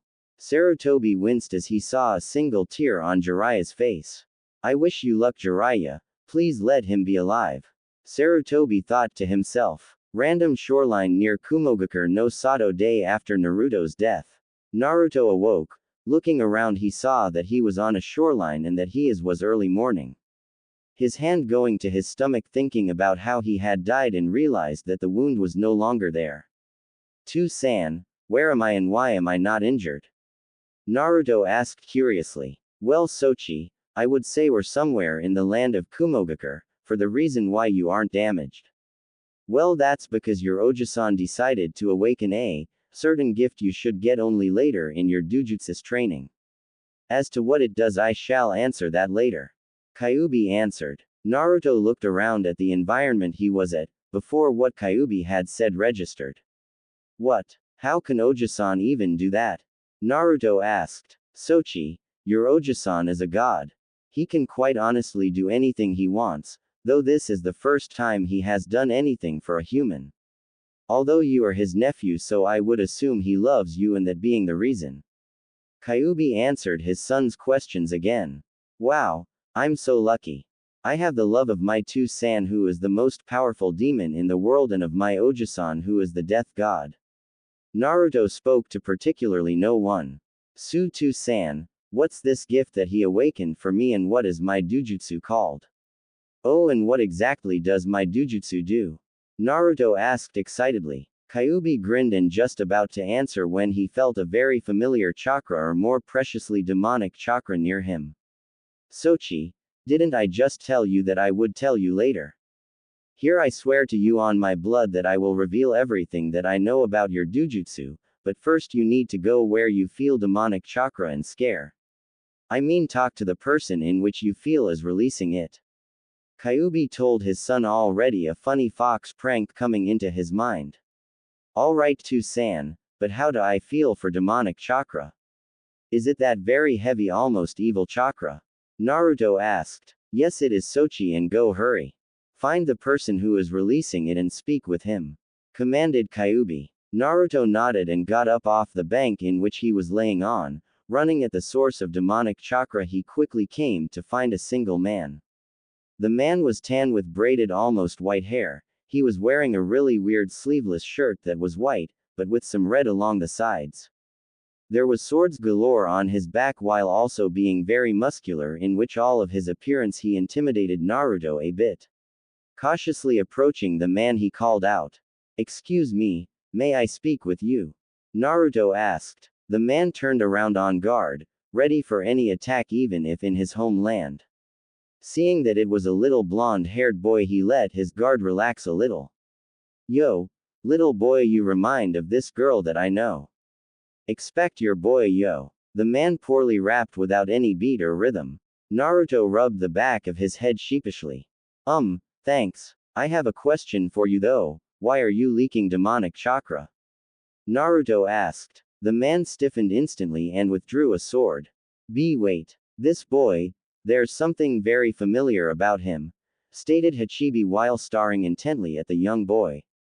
Then it hit him, whisker marks the demonic chakra that was so familiar to him. Oh shit, run B. Run for your goddamn life. This boy is not who he appears to be. Hachibi screamed with all his might as he ran around in his cage. B was slightly taken aback at how his friend was acting, but was slightly curious about this boy. Boy, how do you? I'm leaking demon chakra. B asked. Naruto smiled brightly. Well, because of my Biju, he told me to find you and speak with you. For what I don't know, I can feel you have a lot of demonic chakra though. Naruto stated. Kyuubi was laughing so hard tears were falling from his eyes. Ha ha ha ha. This is so worth explaining everything I can to Naruto about Dokujime. I think it means original eye. Hachibi was screaming in B's mind. B. We're. If he is the kid of who I think he is, we're all dead. Run for the hills, we can defeat him. Hachibi screamed like a maniac. Now B was getting scared. Boy, what the hell are you talking about, and who is your Biju? I find it very hard to believe that you have a Biju in you. B asked. Naruto smiled a foxy smirk. Sir, how have you not felt my demonic chakra yet, and my Biju is the most powerful Biju in all of the world? Naruto stated. Now B was freaking out, not because of this kid. Okay, maybe a little from this kid, but mostly because of his friend screaming for him to run and not look back. B was about to do as he commanded without hesitation. Okay Kit, my Ototo seems to be really freaking out and I would like it if you could calm him down a little. So tell him to stop acting crazy. Ha ha ha, and that you just wish to go to Kumo for training and to make friends. Ha ha ha ha. He is such an idiot. Kyuubi said as he was still laughing at his brother. Kyuubi says that Hachibi should calm down as he would like it if I could go to Kumo and not be stuck out here. I just wish to get some training. Naruto spoke with a very wide smile at the prospect of getting training. Any training is good. Hachibi stopped freaking out. Sigh, thank God he isn't going to kill us. I thought for sure that Nichin was going to hurt me. Since the last I saw him I released pheromones and made his last container and her boyfriend finally just get it over with and seal the deal. Hachibi stated while thinking how dumb he truly was to do that. Why the hell did you do that? B asked. Well, they loved each other, but since he had become the fourth Hokage of Konohagakure no Sato and they weren't going to finally get married, so I said screw and released pheromones when we were near them at the Cage Summit 5 or 6 years ago. Hachibi stated with while sheepishly rubbing the back of his head with a tentacle. Why the hell would you do that? What if the fourth Hokage caught on? He could have killed us. B questioned his friend's sanity. I don't know. I was sick of them beating around the bush and not getting married. Hachibi stated while shrugging his shoulders. B couldn't believe his ears. His baka of a Biju decided to release pheromones in which were directed at the Yondaime of Konoha. Hey, what's your name? B asked. Naruto's eyes lit up. Can I tell him my full name too, San? Naruto asked. Kyuubi thought about it and didn't see any harm done. Kinda. Just leave out Kyuubi. We don't need anybody knowing you are my son yet. Kid, you can tell him, but only because I know Hachibi won't allow him to do anything to you, because who wouldn't want to hurt me? You must always ask or feel like you can trust the person with anything before you tell them you're a namikaze. Do you understand me? Kyuubi asked. Yes, wait, but I want to use your name too, but san I understand. Naruto replied with a sigh. Well, my name is Naruto Uzumaki Namikaze. May I know your name? Naruto answered B's question, then asked one. B stood still, shocked. This is the Yondaime's son. B thought to himself. Yes, my name is Killer B. You can just call me B though. B stated with a smile. By any chance, Naruto, are you the fourth Hokage's son, and why do you want to go to Kumo for training? How do we know we can trust? B asked. Kit, you must hurry. I told you that when you were dead your Ojisan activated a power in your Dujutsu, but he staved off the pain until exactly 30 minutes after you wake. That's the longest he could stop it. You must hurry now. Kyuubi yelled at Naruto in worry. Oh, it can't be that bad too, San. You're just worrying over nothing. Naruto replied. Sochi. You will do as I say now. This pain will be like your eyes are being stabbed and your whole body stretched and pulled. So hurry and tell him something convincing before you go through so much pain that you pass out. Kyuubi yelled. Naruto went pale. Oh shit. Naruto thought. Listen B-san, I am almost 6 years old. I have never had any form of training, and the reason why I want to be trained in Kumo is because I believe that Konoha wouldn't allow me to train without restrictions. I just want to be able to train to help my village. Please, please, please, please, please. I'm begging you, just allow me to come to your village and plead my case. If I am denied, you may kick me out, but just a warning, I have about 2 minutes until I go through excruciating pain. So if you would be so kind as to carry a fellow Jinchuriki, that would be awesome. Naruto replied with a smile. What does he mean they would put restrictions on him? He's a Jinchuriki, yes, but he's the Yondaimi's son, they should worship his feet. B thought confusedly. Naruto, what do you mean about getting restrictions to your training? You're the Yondaimi's son, you should be able to do whatever you want, right? And what's this excruciating pain you're talking about? B asked. Naruto visibly saddened, making B feel guilty. B-san, please, I'm begging you. Don't bring my father up to your cage. I would really appreciate it if you just wouldn't tell anybody, as you are the only other person I have told. As for the reason I would be restricted, let's just say that I'm not much liked in Konoha. I can't tell you the reason for the pain, as I don't even truly know why, but just please get me to Kumogakure. Naruto begged B with a couple tears forming in his eyes. B was shocked to see those tears forming in his eyes simply from having to mention the village's dislike of him. What have they done that was so horrible? I mean, I was sent glares and so was Yugito, but what could they have done to get such a reaction? B asked himself. B, it is best to do as he asks. I think that this boy has gone through so much more than either of us could believe for a boy of his age. Spoke Hachibi while looking sadly. I can see that this boy has experienced worse than you or Yugito has ever experienced because of your Biju. B nodded and approached Naruto, and just as he was about to comfort the boy, Naruto let out a roar of pain. Ah! Naruto let out a demonic scream as he fell to his knees, both hands over his eyes as he fell unconscious. B was taken back as he saw Naruto's eyes for just a split second. They looked like a mixture between the Sharingan and the Byakugan, and the part of his eye that looked like a Sharingan, another Tomo, was being added. Hachibi didn't know what to say at first. B, get this boy back to the village now. He has the rarest Jujutsu in the world, even less activated than the Rinnegan and more powerful too. Hachibi demanded. I can't believe, after all of these years, that it has been activated, and by such a young boy. Hachibi whispered to himself in absolute disbelief. Hachibi, how is this stronger than the legendary Rinnegan? You told me that the Rinnegan is the most powerful Jujutsu to have ever been activated.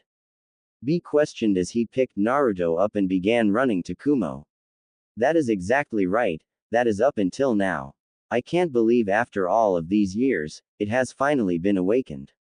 This discovery just proves me right. This boy in your arms has been through so much pain and suffering that he has awakened the most powerful Jujutsu to have ever been spoken of. You see, this Jujutsu is called Dokujime, and it has never once been awakened.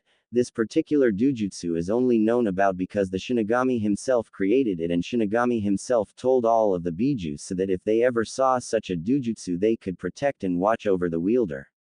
Shinigami said that only one person will be allowed to awaken, but once that one person goes through all the anguish, pain, heartbreak, and loneliness that no normal person could survive, the wielder's descendants will be able to activate it.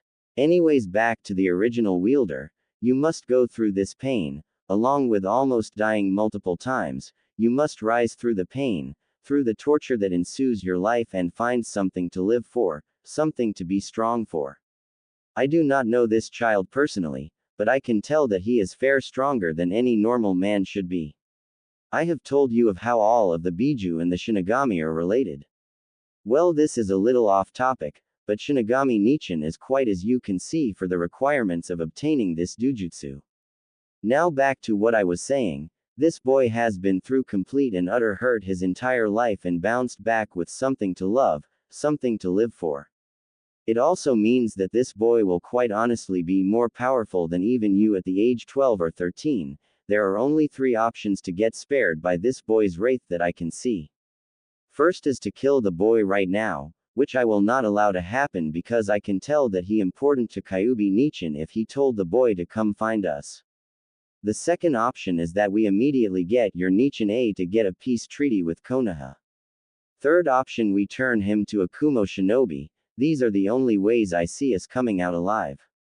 Hachibi stated. B was running full speed and was only 4 hours away from Kumo. As he heard the explanation of the pain Naruto had to go through so he could unlock such a dujutsu, he pushed more chakra into his legs. Naruto, you been through so much hurt, so much pain. I gonna be there for ya, so don't worry Ototo, nothing gonna be happening to you from now on, I will lay my life on da line for ya. B thought with determination shining through his eyes. Then he realized something. Hachibi, there are many people who have met these requirements. Why has it only showed up once, or is it possible that he is the descendant of the original user? B asked curiously. B, you don't seem to understand, listen closely, I'll explain to you in greater detail. I'm not talking about your typical pain or isolation. What this child must have endured is complete isolation for many years. Think of how you felt when you got glared at for so many years and multiple that by 30. He must have been tortured and beat by the villagers or shinobi. He got no love, no attention, or at the very best minuscule amounts of it in his life. He must have been close to death's door so many times only to pull himself back with his will. This child is more of a man than most men are. He will stand for what he believes in. He won't give up, even if pushed to the point where he has no power left. He protects his precious people, and he has determination that will say, I'm not giving up, even if I have to kill myself to succeed. This is all assumption, of course. It just appears that is how he is from our small talk and how my Nichin has taken such an interest in him. As for if he is the descendant of the original user, I highly doubt that. Since Kushina didn't have the dujutsu and Minato didn't have the dujutsu either. Hachibi explained. Also, if I can remember correctly, Shinigami Nichin told us that he would somehow contact us if there ever was a wielder of such a dujutsu. Now that I think about it, I'm positive that Shinigami Nichin told us that he would contact us. So to answer your question, I'm 100% positive that he is the original wielder. B was now admiring Naruto. Anybody who could be put through such tortuous conditions and now only want to train and protect his village was alright with him. It showed loyalty and love for something he cared about, and that was hard to find in such ninja. Most only cared about money and getting stronger, not about their village. Smiling down, happy that he would be able to help a fellow Jinchuriki, he raced at full speed toward Kumo. 2 hours later, B was running full speed at the gates with no intention of slowing down. B, you must slow down. They're going to think that you're going to launch an attack against the village. Hachibi pleaded with B. Fine, you're right, he be scaring me with cries of pain, but you is tight, so you is right. B rapped as he slowed down to a jog, while Hachibi sweat dropped. One of the guards who was a censor and could feel B's familiar. Go get the rakeage. He told that he wanted to speak to his brother as soon as he comes back, and I sense he's nearing the village with another massive chakra signature. A Chunin stated to his fellow gate-watching Chunin. The Chunin nodded and took off to the Hokage's tower. Raikage's office. Alright, Yugito, explain yourself. A man almost identical to B stated, except he was dressed in cage robes. A small 8-year-old girl who had long straight blonde hair and almost slitted black eyes was being scolded by the Raikage. Yugito, what have I told you about taking it upon yourself to do justice to the villagers? If that glare at you and call you demon, you come to me. Is that understood? Raikage asked. Yugito, who had been looking at the ground where she stood, staring intently as if that most interesting thing was happening on the ground, looked up to see the stern gaze of the Raikage. Hi. I'm sorry too, San. I was just so sick and tired of the villagers looking at me as if I was a disease. Yugito said sadly. The Raikage's stern gaze softened. Yugito-chan, if you think people are looking at you like that, just come to me. I'm your San, and I will be damned if some villagers think they can get away with such treatment to my daughter. The Raikage yelled the end of his little speech, making Yugito look up and smile. Yugito ran to her San and hugged him. Raikage returned the hug. The enjoyable moment between father and daughter was ruined when a chunin came rushing into the office without knocking. Raikage-sama, your brother B is coming back to the village. The chunin stated fearfully as he saw the Raikage glaring daggers at him. Well, Yugito-chan, it seems our little moment was ruined. I'll see back home when I'm done talking to Oji-san. Be alright? Raikage asked. Yugito nodded and headed out the door, heading to her home, which just so happened to be the Raikage's mansion. The Raikage turned towards the chunin. Thank you, you can leave now and go back to your duties. The Raikage stated as he shunshined out of his office to the front gates. Front gates. The Raikage just got to the gates to see a jogging bee come to a stop with a little blonde boy in his arms. Ototo, it's good to see you're back. If I may ask, who the hell is that boy in your arms?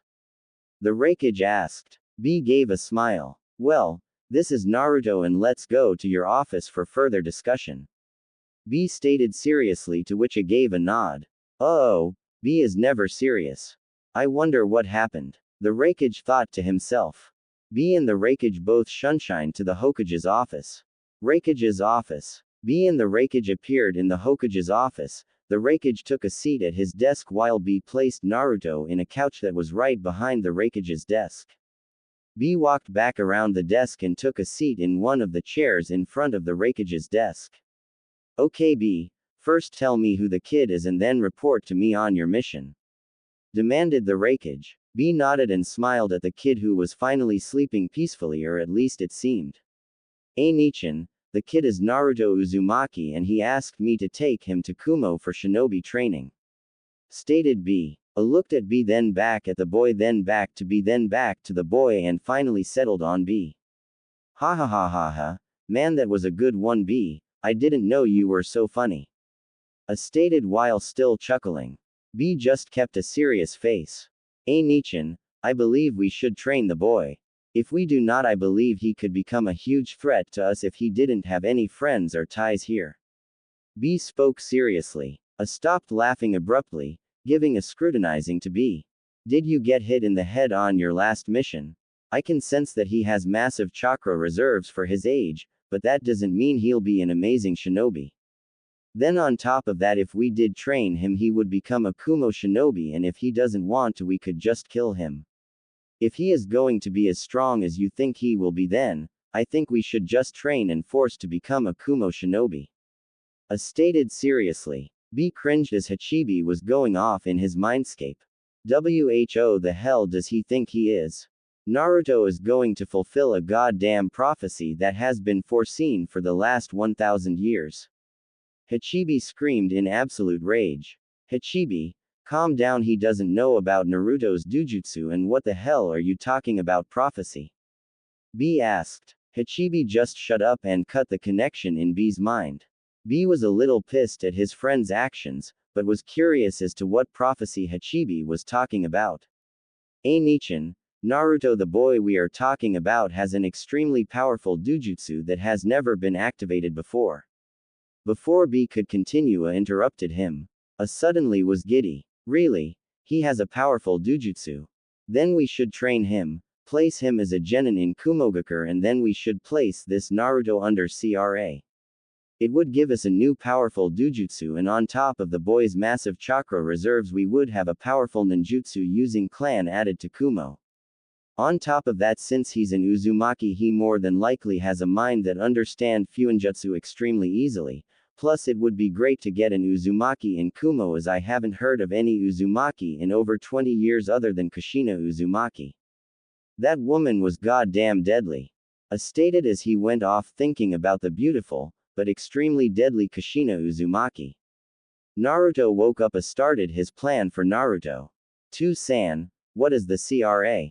Naruto asked curiously. Kyuubi was livid. "Well, Sochi, CRA is an acronym for the Clan Restoration Act. It is where you must take on multiple wives and have at least one child with each female is to repopulate a clan, but I will be damned if this village uses you." Kyuubi screamed. Naruto nodded and walked to where was standing, breaking A out of thought and B out of his thought on how to save Naruto. Naruto bowed. "B-san, I thank you for taking me to Kumo, but I will not become a recipient of the CRA unless I wish it so. I'm sorry Raikage-sama, but I will be leaving. I don't wish to become a part of the Kumo shinobi ranks, just wished to be trained by Kumo so I wouldn't be put under restrictions." Naruto stated as he started walking to the door. A and B was shocked and A did the only thing he could think of at the time. A jumped over his desk and appeared in front of Naruto and went to grab Naruto's front shirt. Naruto reacted with reflexes he didn't even know he had. As A went to grab Naruto's shirt, everything appeared in slow motion and Naruto easily sidestepped A's grab and backflipped away. A stood in place shocked. He just had a brat sidestep his grab and now saw Naruto's dujutsu flaring. "B, I thought you said he had no shinobi training." A yelled as stayed in place so Naruto couldn't leave his office. B was just as stupefied as A was. "Naruto, I thought you said you had no shinobi training." B stated. Naruto turned to B and noticed that he could see a bunch of light blue dots throughout B's figure along with deep blue dots underneath all of the light blue dots. Amazed, Naruto focused more and could see that B's chakra had a slight reddish tint to it. Smiling, Naruto spoke. "I don't have any shinobi training. I was simply reacting and it seemed as if Raikage-sama was going in slow motion. I just didn't wish to grabbed and sidestepped and backflipped." B understood as he saw Naruto's dujutsu active. "Naruto, do you realize that your dujutsu is activated?" B asked. Naruto shook his head indicating that he didn't. Turning to A, he noticed that his chakra reserves were far less than B's and that hit was just light blue without the hint of red. "Raikage-sama, I would appreciate it if you would allow me to pass. My 2-san and my Oji-san would not like it that you're delaying my leave." Naruto stated. A scoffed. "What is your 2-san and Oji-san going to do to me? I'm the Raikage." A stated arrogantly. "Naruto, I thought that you didn't have any parents. I mean, when you told me of your heritage, both of your parents are dead, so I assumed you were an orphan." B stated bluntly. Naruto gave a sad smile. "True, my actual parents are deceased, but I was adopted and now my genetics are being changed by him every day. He adopted me and my Oji-san gave me a gift since my 2-san couldn't do it." Naruto stated as he took his shirt off and showed B his golden 9-tailed fox tattoo. B didn't really understand, but Hachibi did. Reconnecting their connection, Hachibi began to speak. "I swear to you, if A hurts my nephew, I will not allow you any more of my power." After Hachibi spoke, B put the pieces together. "Oh shit," B shouted as he got out of his chair and tackled A. Who was completely confused as to why B tackled him, pushed B off and stood up. "What the hell, what that?" A yelled. B blanched. "A Nichan, don't do anything to Naruto. I'm sorry that I tackled you, but I overreacted to what Hachibi told me." B stated. A was even more confused. Kyuubi saw how confused A was and decided to enlighten him. "Sochi, I'm going to give you an image in your mind of a jutsu I want you to do. It will allow me to speak with A and B." Kyuubi stated as he sent the image. Naruto eyes lit up. "Sweet. My first jutsu." Naruto thought happily. "Raikage-sama, B-san, my 2-san wishes to speak with you. If you will allow me to do a jutsu and touch your heads, I would be grateful and everything will become much clearer." Naruto stated as he started hand seals at an incredibly fast rate for somebody of no shinobi training. A and B nodded in agreement that they would allow Naruto to use the jutsu. A noticed that a few of the hand seals weren't actual hand seals, or at least as far as he knew. "Naruto, you realize that some of those hand seals aren't hand seals at all, correct?" A asked. Naruto just continued his hand seals until he finished his jutsu. Demon style. Mind meeting, Naruto yelled out as he reached up to A and B who had been standing right next to Naruto and touched their foreheads. Mindscape. A, B, Hachibi, and Naruto all awoke in front of Kyuubi's cage. Where the hell are me? A asked. Raikage-sama, I suggest when you speak in front of my son you do not curse, and if you ever try to grab him again, I will somehow kill you. Even if it takes 20 years I will kill you. Do you understand me? Kyuubi asked in his cold, gruff demonic voice as he opened his eyes showing two huge giant red glowing eyes. A was about to piss himself. A nodded as he looked at Naruto. Naruto, this is your two-san? A asked, to which Naruto nodded. Okay, then who is your Oji-san? A asked. A voice even more cold than Kyuubi's answered right behind A.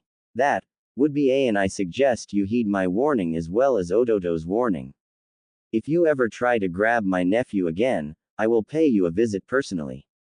The voice stated. A shivered as he turned around to reveal a man with long white hair in a ponytail to the middle of his back and snow-white eyes as he was wearing a white and black kimono with an obi around his waist. A realized he was talking to a higher being as he could sense power rolling off of the man. A nodded fearfully. Good, Hisoka said. Naruto ran over to said man and enveloped him in a hug. Ah, there's my favorite quarter demon, Hisoka stated as he returned the hug. Naruto laughed as he released the hug and looked up to Hisoka showing his still active dujutsu. Naruto-kun, I'm sorry that I had to put you through so much pain.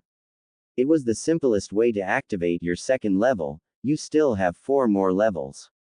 Trust me when I say after you activate 1 more level it gets extremely hard to activate the next levels. Hisoka stated as he looked down at his nephew. It's fine Oji-san Hisoka, I would like it if you could finally tell me what this is called and what I got with it upgraded. Naruto begged with a puppy dog pout. Hisoka, Hachibi, and Kyuubi all laughed. Odoto Kyuubi, you still haven't told him the name. As for your question Naruto, I'm sure you already realized one of the things you gained with this dujutsu when you saw the Raikage's actions in slow motion. Hisoka stated. Naruto grew wide-eyed. I can see actions in slow motion. Woot! I will be the greatest shinobi or demon ever. Naruto exclaimed happily. Hachibi, who had been watching the interaction, came up to Naruto and Hisoka.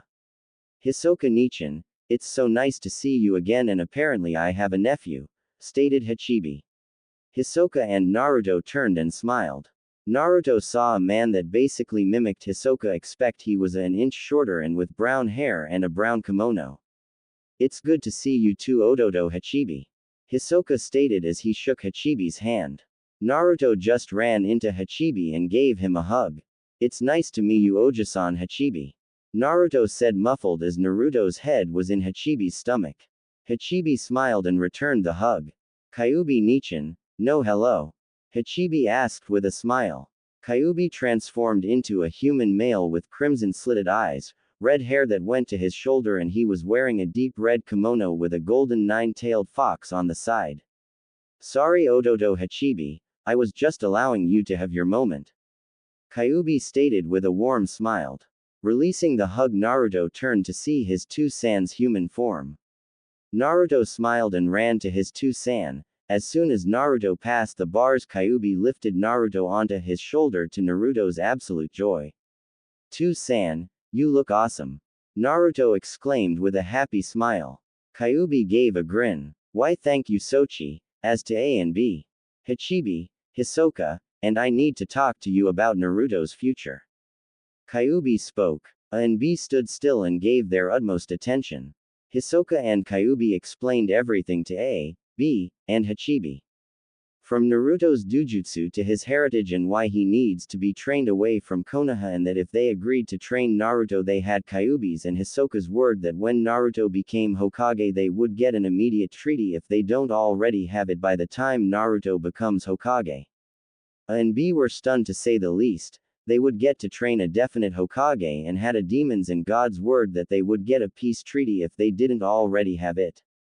For they were happy enough to be able to train in their eyes the future most powerful shinobi, but it was also hoping he could get a budding romance between Naruto and his adopted daughter Yugito.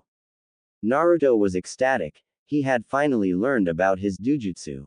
He met another of his Ojusans and he was going to be trained in Kumo. 3 years later, a now almost 9-year-old Naruto was standing at the front gate of Kumo, being wished a safe journey to his next destination from A, B, Yugito, Samui, Karui, and Omoi. Naruto-kun, do you have to leave? Can't you just stay here? Yugito asked as Samui, and Karui nodded in agreement. Naruto gave a foxy grin that had become his trademark throughout his 3 years of life in Kumo. Yugito-chan, Samui-chan, and Karui-chan, what have I said about the reason why I need to leave? Naruto asked. You said that you needed to leave and continue your training, but why can't you just stay here with us?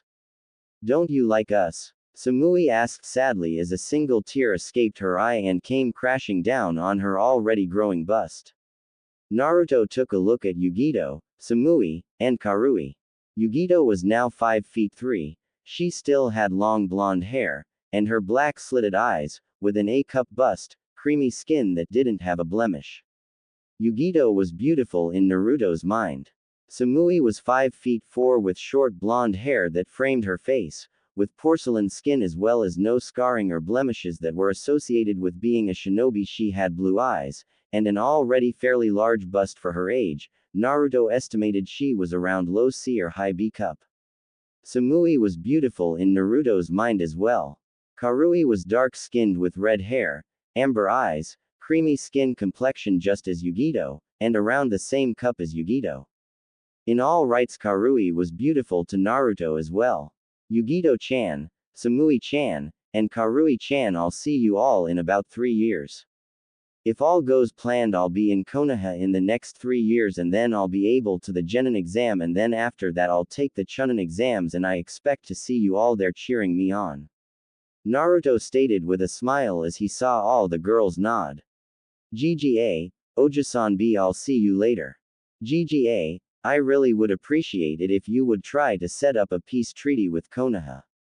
I don't want to have to fight anybody from Kumo. Omoi, try to work on your overdramatic assumptions of things. I'll see in 3 years, bye, Naruto said as he walked up and gave everybody a hug, saving the girls for last. Hugging Yugito, Yugito-chan, in case something happens to me. I want you to know I've always valued your friendship and I'm glad that we became such good friends. Naruto whispered and gave Yugito a kiss on the cheek. A and B smiled as Yugito blushed. Moving to hug Samui. Samui-chan, try to show more of the fun side that you showed me. I'm sure that if you allowed more people into your life they would find you just as amazing as I do. Naruto whispered as he tried to give a kiss to her cheek, but Samui wasn't having it as she gave him a chaste kiss to the lips. Naruto leaned his head back, slightly dazed from the pleasure coursing through his body, and saw that Samui had looked away and was sporting a huge red blush. Yugito was jealous and walked over to Naruto and kissed him on the lips. Naruto was taken back and just stared at Yugito, then at Samui, then at Yugito, then at Samui, and then smiled at both girls. Moving to hug Karui. Karui-chan, I'm glad that you finally opened up to me after initially punching me whenever you could. You should show your true self to people instead of the facade you put up. I'm going to miss our daily spars. Naruto whispered as he once again tried to kiss Karui on the cheek, but she wasn't having any of it either and kissed Naruto on the lips. Once again leaning back, he smiled as Karui was blushing furiously. I'll miss all of you. I expect you all at my Chunin exams when I beat everybody. Naruto exclaimed with a smirk and left, waving over his shoulder as he walked down the road.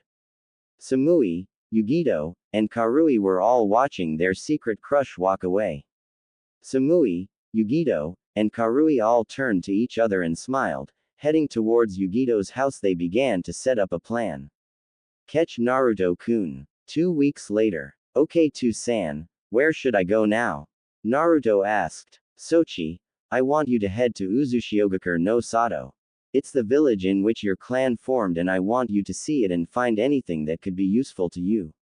Kyuubi stated while sending mental directions to Uzushiogakure. Hai-to-san. Naruto exclaimed as Naruto set off running full speed to the remains of Uzushiogakure. To-san, I remember you telling me how the land of whirlpools was destroyed, but never told me why my homeland was attacked. Would you mind? Naruto asked. Well, Sochi, the land of whirlpools was a very powerful foe who was destroyed in the Third Great Shinobi War. The reason why Uzushiogakure was destroyed was because even though the land of whirlpools was extremely strong, they lacked the necessary manpower to defend themselves.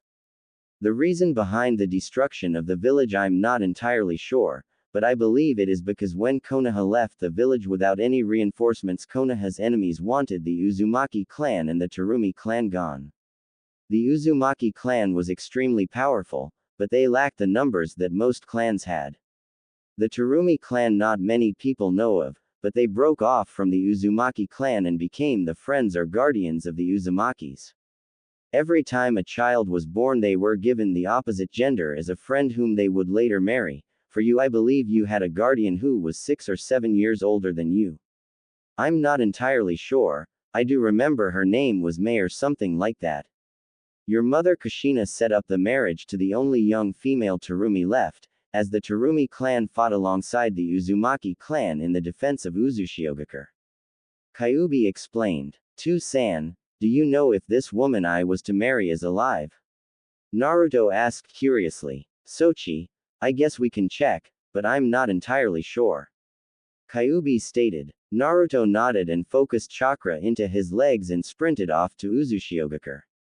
Hokage's office. Jiraiya, calm down. Sarutobi yelled. Sarutobi-sensei, Naruto-kun is out there, I know it.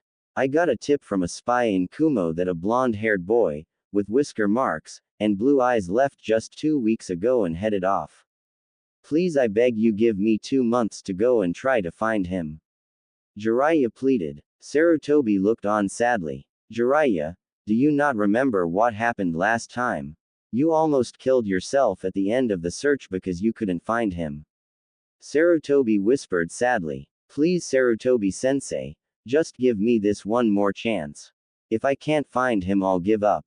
Jiraiya whispered back, sad at the thought of giving up on his godson. Fine, Jiraiya, but if you don't find, I want you back in 2 months exactly. Sarutobi demanded. Jiraiya said a quick hi and shunshined out of the Hokage's office and headed out to Kumo.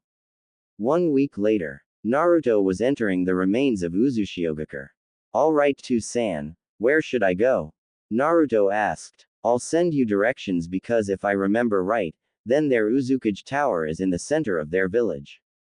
Kyuubi stated as he sent Naruto a mental map of the village. Naruto walked throughout the village, noticing some skeletons were still on the sides of the roads from the destruction of the village about 20 years ago. After some time walking, the streets came to a building that was mostly intact. It had multiple holes in the roof and in the walls, but was by far the best in shape. Entering the building that he realized was the Uzukage tower, found his way to a flight of stairs. Following the stairs he came to a door that read Uzukage, but what was strange was that the door looked absolutely new. Looking closer, Naruto noticed what looked to be a very complicated blood seal. To-san, what is this? I can tell it's a blood seal, but it appears to be much more complicated than just the simple blood seals you had me make. Naruto asked. Ah, very good, Sochi. The seal you see is something called a blood chakra seal. The seal indicates how fresh the blood is by indicating how much chakra is in the blood. Once the blood is 10 seconds old, it starts to lose the chakra that once coursed through it. I'm guessing that once the Uzukage realized the village was going to be attacked, he put the seal on his office door, so only his clan or close relatives of the clan can open it. If I remember correctly, the last Uzukage was an Uzumaki, so give it a shot. Kyuubi explained. Naruto smiled at the intelligence of the Uzukage and bit his thumb, then pushed his thumb on the seal. The door began to shake and creak, slowly opening to show the untouched office of the Uzukage. Naruto entered the room and saw a podium with a rolled-up scroll on it. Walking up to the scroll, Naruto saw the same seal, so wiped his fresh blood on the seal and it began to glow, then slightly opened. Unraveling the scroll, Naruto was happy to see the scroll was addressed to any Uzumaki clan survivors. It read, "Dear Uzumaki survivors, I am sad to say that if you're reading this, then I'm most likely dead along with the village destroyed. I hope that there are members of the Uzumaki or our sister clan, the Terumi, still alive. I am deeply saddened at the fact that I am forced to write this letter, but know that our clan was a once great power, that all villages wished for us to arrange marriages into their villages so they could get a branch of the Uzumaki clan. On this scroll I have put the Terumi's and the Uzumaki's most powerful jutsus and fuinjutsus. There is a vault behind the picture behind my desk. It has the most sacred possessions and weapons along with the rest of the library of jutsus and fuinjutsus of the Uzumaki and Terumi clan. Know that I have put a fuinjutsu on the vault. It will show all that I saw through the day we were attacked. I wanted to show what happened and why it happened. I hope the jutsus will service you well and that you will resurrect our once mighty clan. Good luck. Uzuka Arashi Uzumaki, father of Kushina Uzumaki, head of the Uzumaki clan. Naruto smiled at reading his grandfather was the last Uzukage of Uzushiogakure. Unraveling the scroll all the way, Naruto saw that there were indeed jutsus and fuinjutsus on the bottom. Pocketing the scroll so he could later study them, he walked over to the picture, taking the picture of what Naruto could guess is his Jiji, shaking hands with his adopted Jiji. Down on the ground he touched the seal located on the vault. Naruto was thrown to a mixture of memories of the day Uzushiogakure fell and had one emotion flowing through his body, absolute rage. The memories showed the Uzukage talking with an Anbu commander known as Danzo. Danzo told Arashi that they were leaving and that the peace treaty was being nulled and void. Arashi pleaded with Danzo, telling him that they would be attacked and that they couldn't survive, but Danzo laughed and just continued to leave. In the next 10 hours Arashi had sent Kushina out of the village to Konoha so she would be able to live. Sifting through Arashi's memories he saw dead bodies of his clansmen littering the street, blood spraying everywhere around the village as Iwa with 10,000 shinobi fought against the remaining 2,000 shinobi of Uzushiogakure. Naruto was proud as he saw the rest of his clansmen were fighting with all they had, and through Arashi's eyes Naruto saw that all of his clansmen were fierce shinobi that could handle most anyone. Dwindling the 10,000 Iwa shinobi down to 3,000 with Arashi the last one standing on the battlefield, Naruto saw as Arashi did an ultimate technique called Uzumaki style, sacrifice of the whirlpool. Pushing all of his chakra into the jutsu, he managed to absolutely decimate the Iwa shinobi forces from 3,000 to a mere few hundred. Laying on the ground with his eyes slowly closing, Naruto saw the last moments of his Jiji's life, and he could say that his Jiji was somebody that you didn't want to mess with. Naruto continued to replay the memory of his clansmen slaughtered on the ground, over and over and over again until Naruto couldn't take it anymore and stopped thinking about it altogether. Naruto reached out and pulled the safe open. Inside was 3 containment scrolls. They are top quality scrolls in which can hold approximately 300 items. Naruto grabbed all 3 scrolls and pocketed them as well. Naruto found a necklace that had a piece of paper wrapped around it. Belonged to the Uzukage Arashi Uzumaki. I hope an Uzumaki will wear this with pride. Naruto grabbed the necklace and tied it around his neck. It was a beautiful oceanic sapphire, with emeralds surrounding it. I will make my clan proud, I swear it. Naruto thought with conviction. Naruto reached out and pulled the safe open. Inside was 3 containment scrolls. They are top quality scrolls in which can hold approximately 300 items. Naruto grabbed all 3 scrolls and pocketed them as well. Naruto found a necklace that had a piece of paper wrapped around it. Belonged to the Uzukage Arashi Uzumaki. I hope an Uzumaki will wear this with pride. Naruto grabbed the necklace and tied it around his neck. It was a beautiful oceanic sapphire, with emeralds surrounding it. I will make my clan proud, I swear it. Naruto thought with conviction. Uzukage's office. Sochi. I'm here if you want to talk about it. Kyuubi stated sadly. Naruto, who was currently walking out of the Uzukage tower, looked around and fell to his knees. To-san, why did the leaf abandon us? My clan was slaughtered. They were all slaughtered. I may be the only living Uzumaki. I saw them die over and over and over again. I saw my clansmen die. Women, children, girls, boys, men, women, it didn't matter the age or gender. Why would they kill all of my clan? Why did Konoha abandon them? Why San? Why? Naruto asked while he fell on his butt and started to cry. Naruto looked around and he could still see blood stains on some of the ruins. Sochi, I can't give you a reason for either of those two questions, but what I can give you is power to exact your revenge against Danzo. I can make you the most powerful shinobi to have ever walked the elemental lands, to bring your clan retribution against Danzo. Kyuubi said. Naruto ignored the offer. San, if what my real Jiji says is true, then that would mean Hokage Jiji made the order to abandon the clan. Naruto spoke, while burying his face within his hands, crying. All of them, dead, they're dead, they're dead, they're dead. All of my family, my clan, even if I didn't know them now I'll never get the chance to. They're dead, Naruto repeated. Kyuubi, who was growing worried for his kid, was starting to understand why he had replayed the memories over.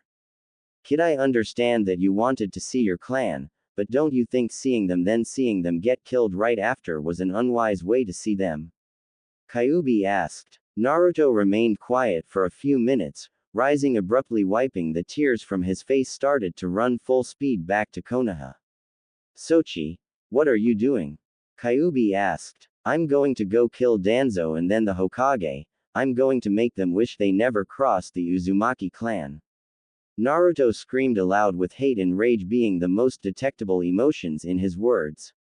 Like mother, like son, huh? Kyuubi whispered to himself before continuing. Kid, your mother reacted the same exact way upon hearing about her clan's demise and how Konoha just backed out.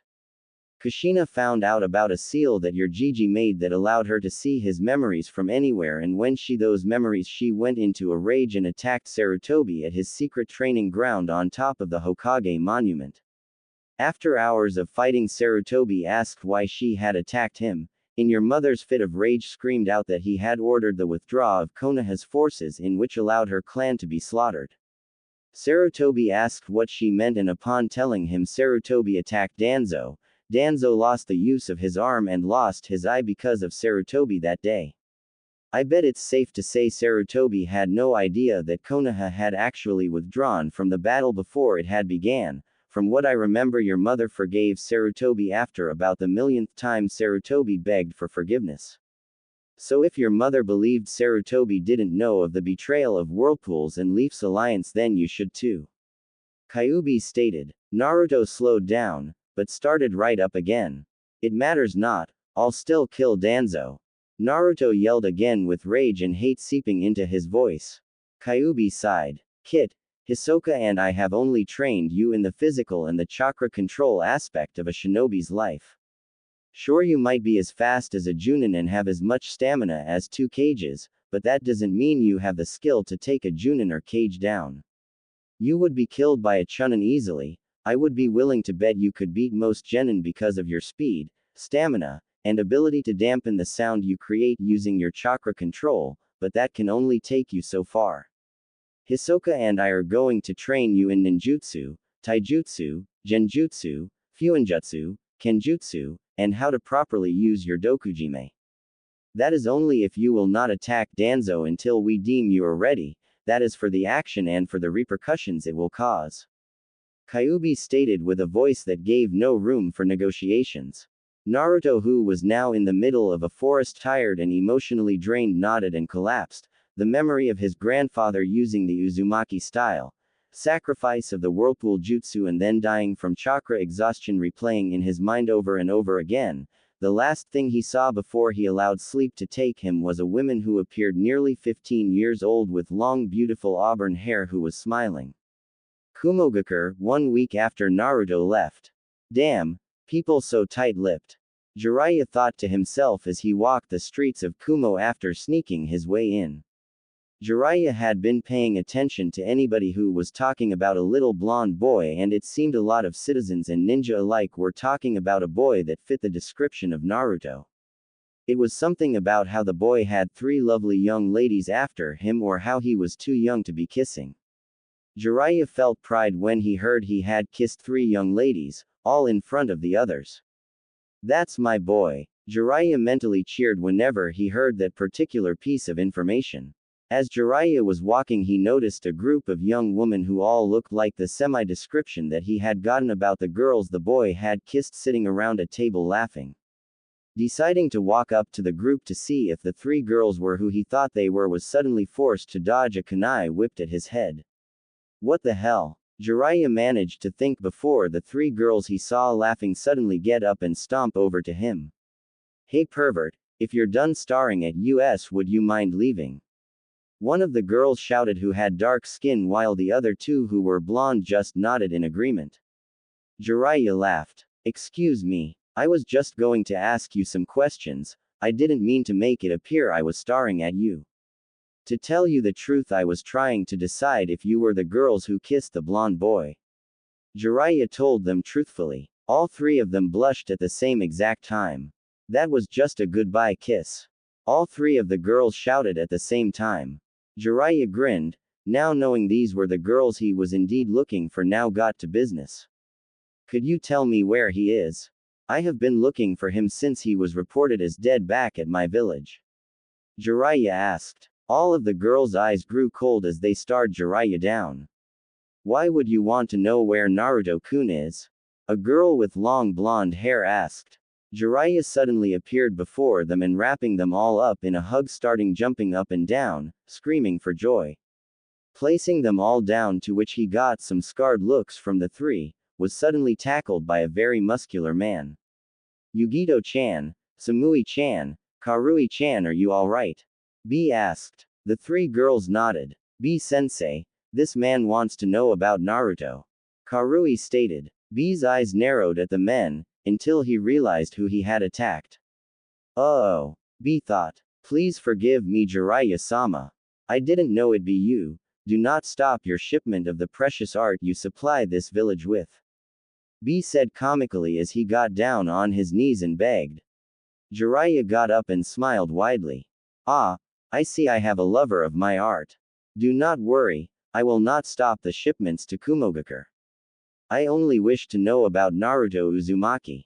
Jiraiya stated as he helped B back to his feet. Quote exclamation mark quote. B shouted, not even recognizing anything besides Jiraiya saying he wouldn't stop his shipments. Again, why do you want to know about Naruto-kun? Yugito asked. Jiraiya smiled sadly. Because I'm his godfather. Like I said, I have been looking for him since he was announced as dead back in my village. Jiraiya told them. Karui lost her cool. You old fool. Naruto had nobody growing up and you, his godfather, couldn't take of him. Do you have any idea how bad his life was because of what he contains? Karui asked. Jiraiya's eyes widened. How do you know about what he contains? Jiraiya asked suspiciously. He told us, or it's more like I confronted him about it the day we all met. Yugito replied. Flashback, day after Naruto arrived in Kumo. Yugito-chan, Samui-chan, I have somebody I want you to meet. A yelled in his house. Yugito, Samui, and Karui all came running down the stairs. I thought I just called Yugito-chan and Samui-chan. I asked with a smile. I didn't want to be left there all alone, Hokage-sama. Karui answered with a sheepish smile. I nodded and took all of the girls to the living room. This is who I wanted you to meet. Samui-chan, Yugito-chan, Karui-chan, I would like you to meet Naruto Uzumaki. A said. All the girls stared at the young 6-year-old who was standing in the middle of the living room with a huge smile. Hi, you all know my name, so what's yours?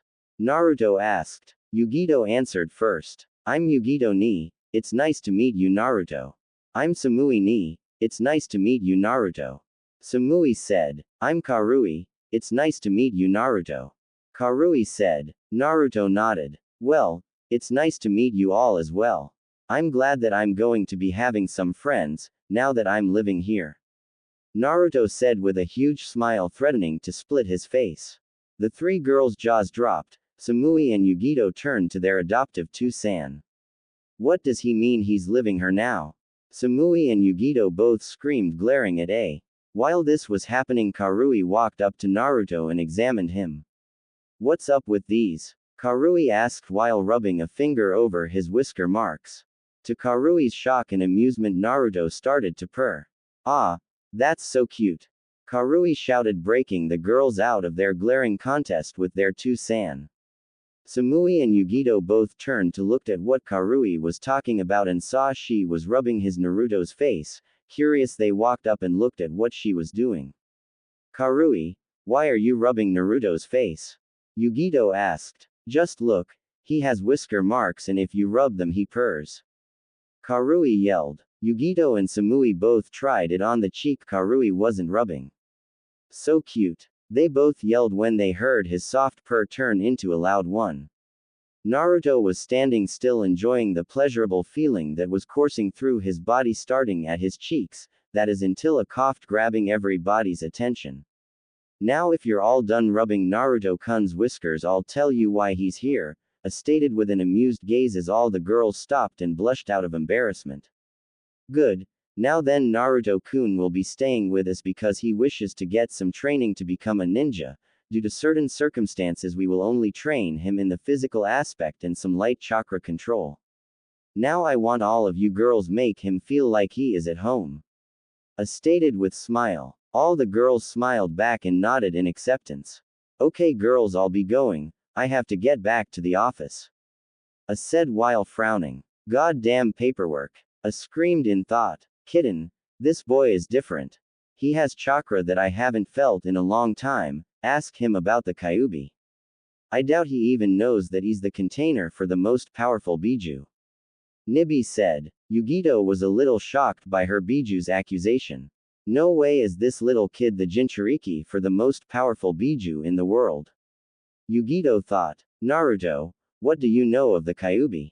Yugito asked. Naruto's eyes hardened and instead of the warmth it held now, all you could see was a frozen wasteland. Why do you want to know?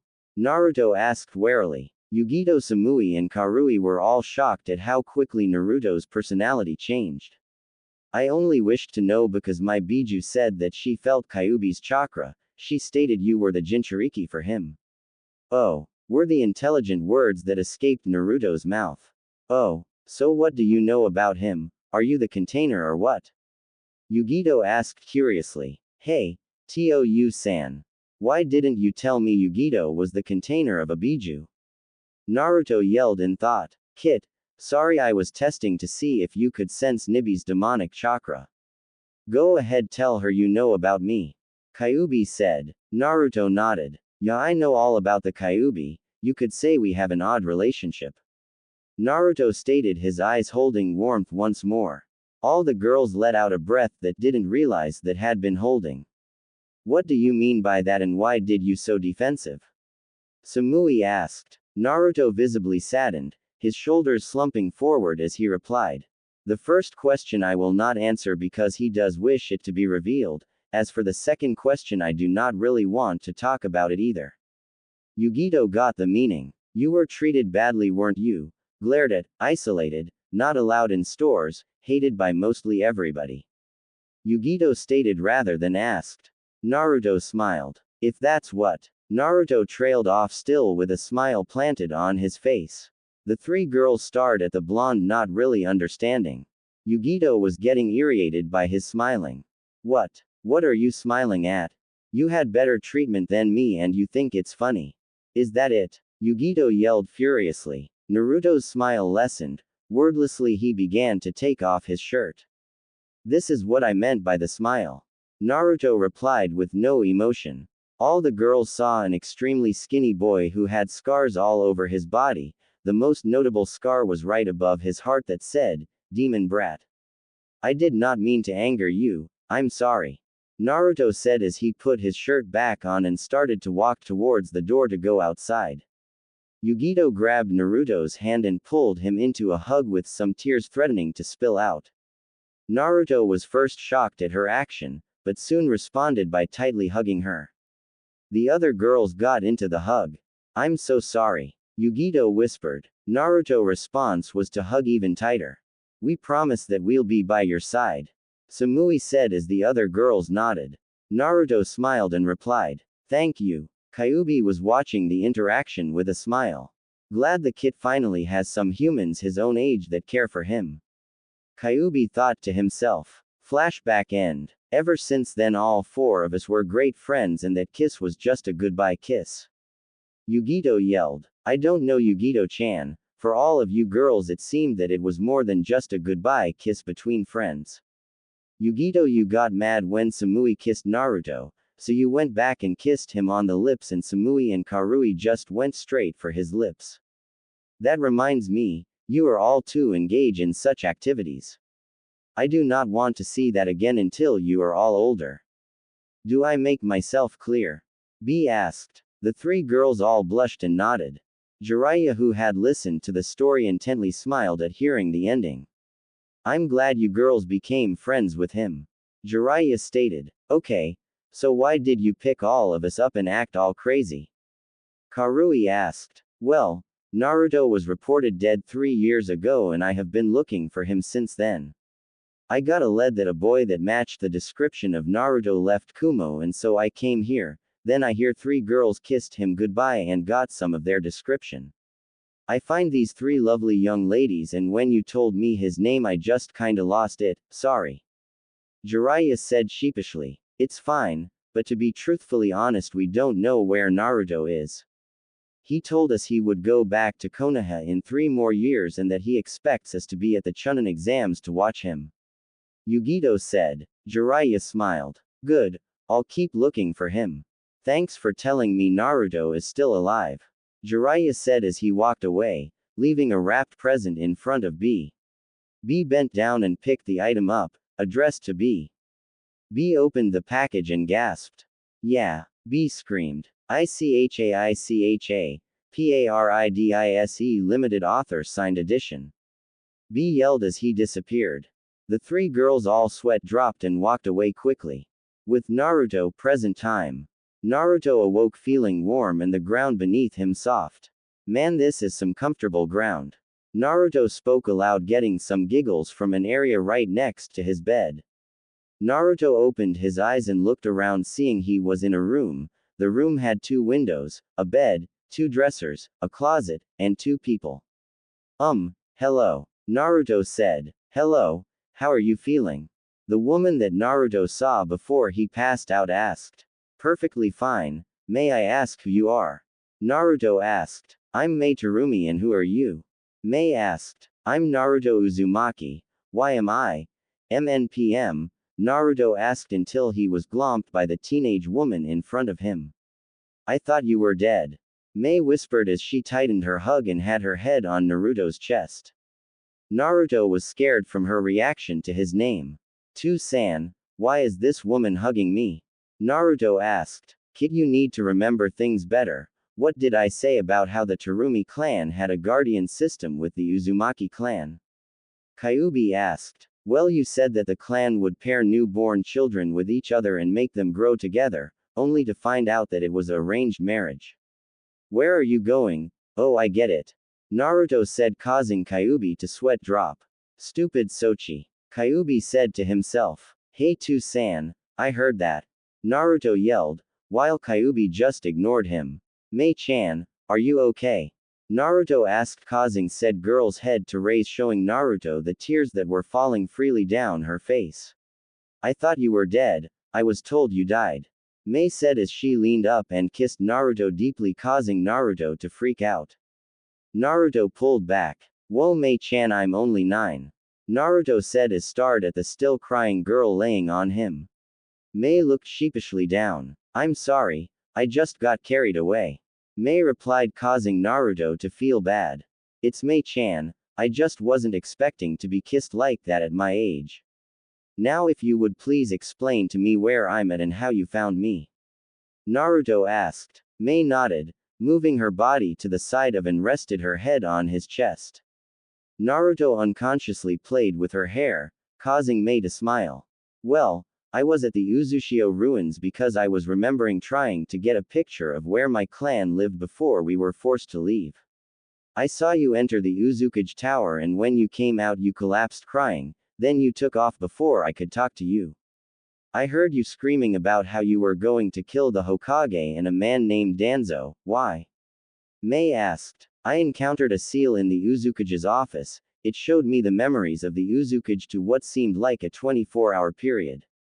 I saw the betrayal of Uzushiogakure by Konohagakure, the fight between Uzushio and Aiwa, the last jutsu my grandfather ever used and how he killed thousands of Aiwa shinobi with said jutsu. The jutsu is a sacrificial jutsu where he sacrificed himself. It creates a massive whirlpool that sucks the enemies into it with such force that it crushes their body. I also saw my clan die over and over and over again, women, children, it didn't matter to them. They slaughtered everybody in the village that they could. The reason why I was screaming was because I found out that Danzo, somebody who used to be the commander of a section of the Leaf's shinobi army, backed out of Uzushiogakure, leaving them with very few shinobi to defend themselves with. I was rash when I said I wanted to kill the Hokage. He apparently had nothing to do with it, and upon finding out he crippled Danzo, I wished to take that a step further and kill Danzo to bring vengeance to my clan. Naruto explained while he stared Mei directly in the eyes. Mei nodded, understanding. Naruto-kun, let me help you. I'm going to become your wife in a few years, so I wish to back up my future husband. Mei said with a smile. Wait, why would you still wish to become my wife? I know that you were to be my guardian, but why would you still want to become my wife?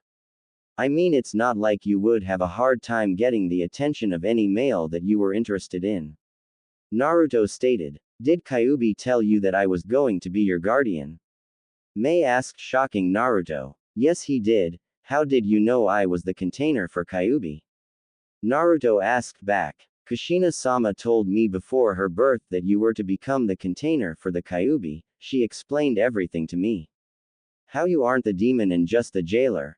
After your father sealed Kyuubi inside you, I was told that you had died from the sealing process by an old man and woman claiming to be village elders. I was in shock and I left the village with my mother and father.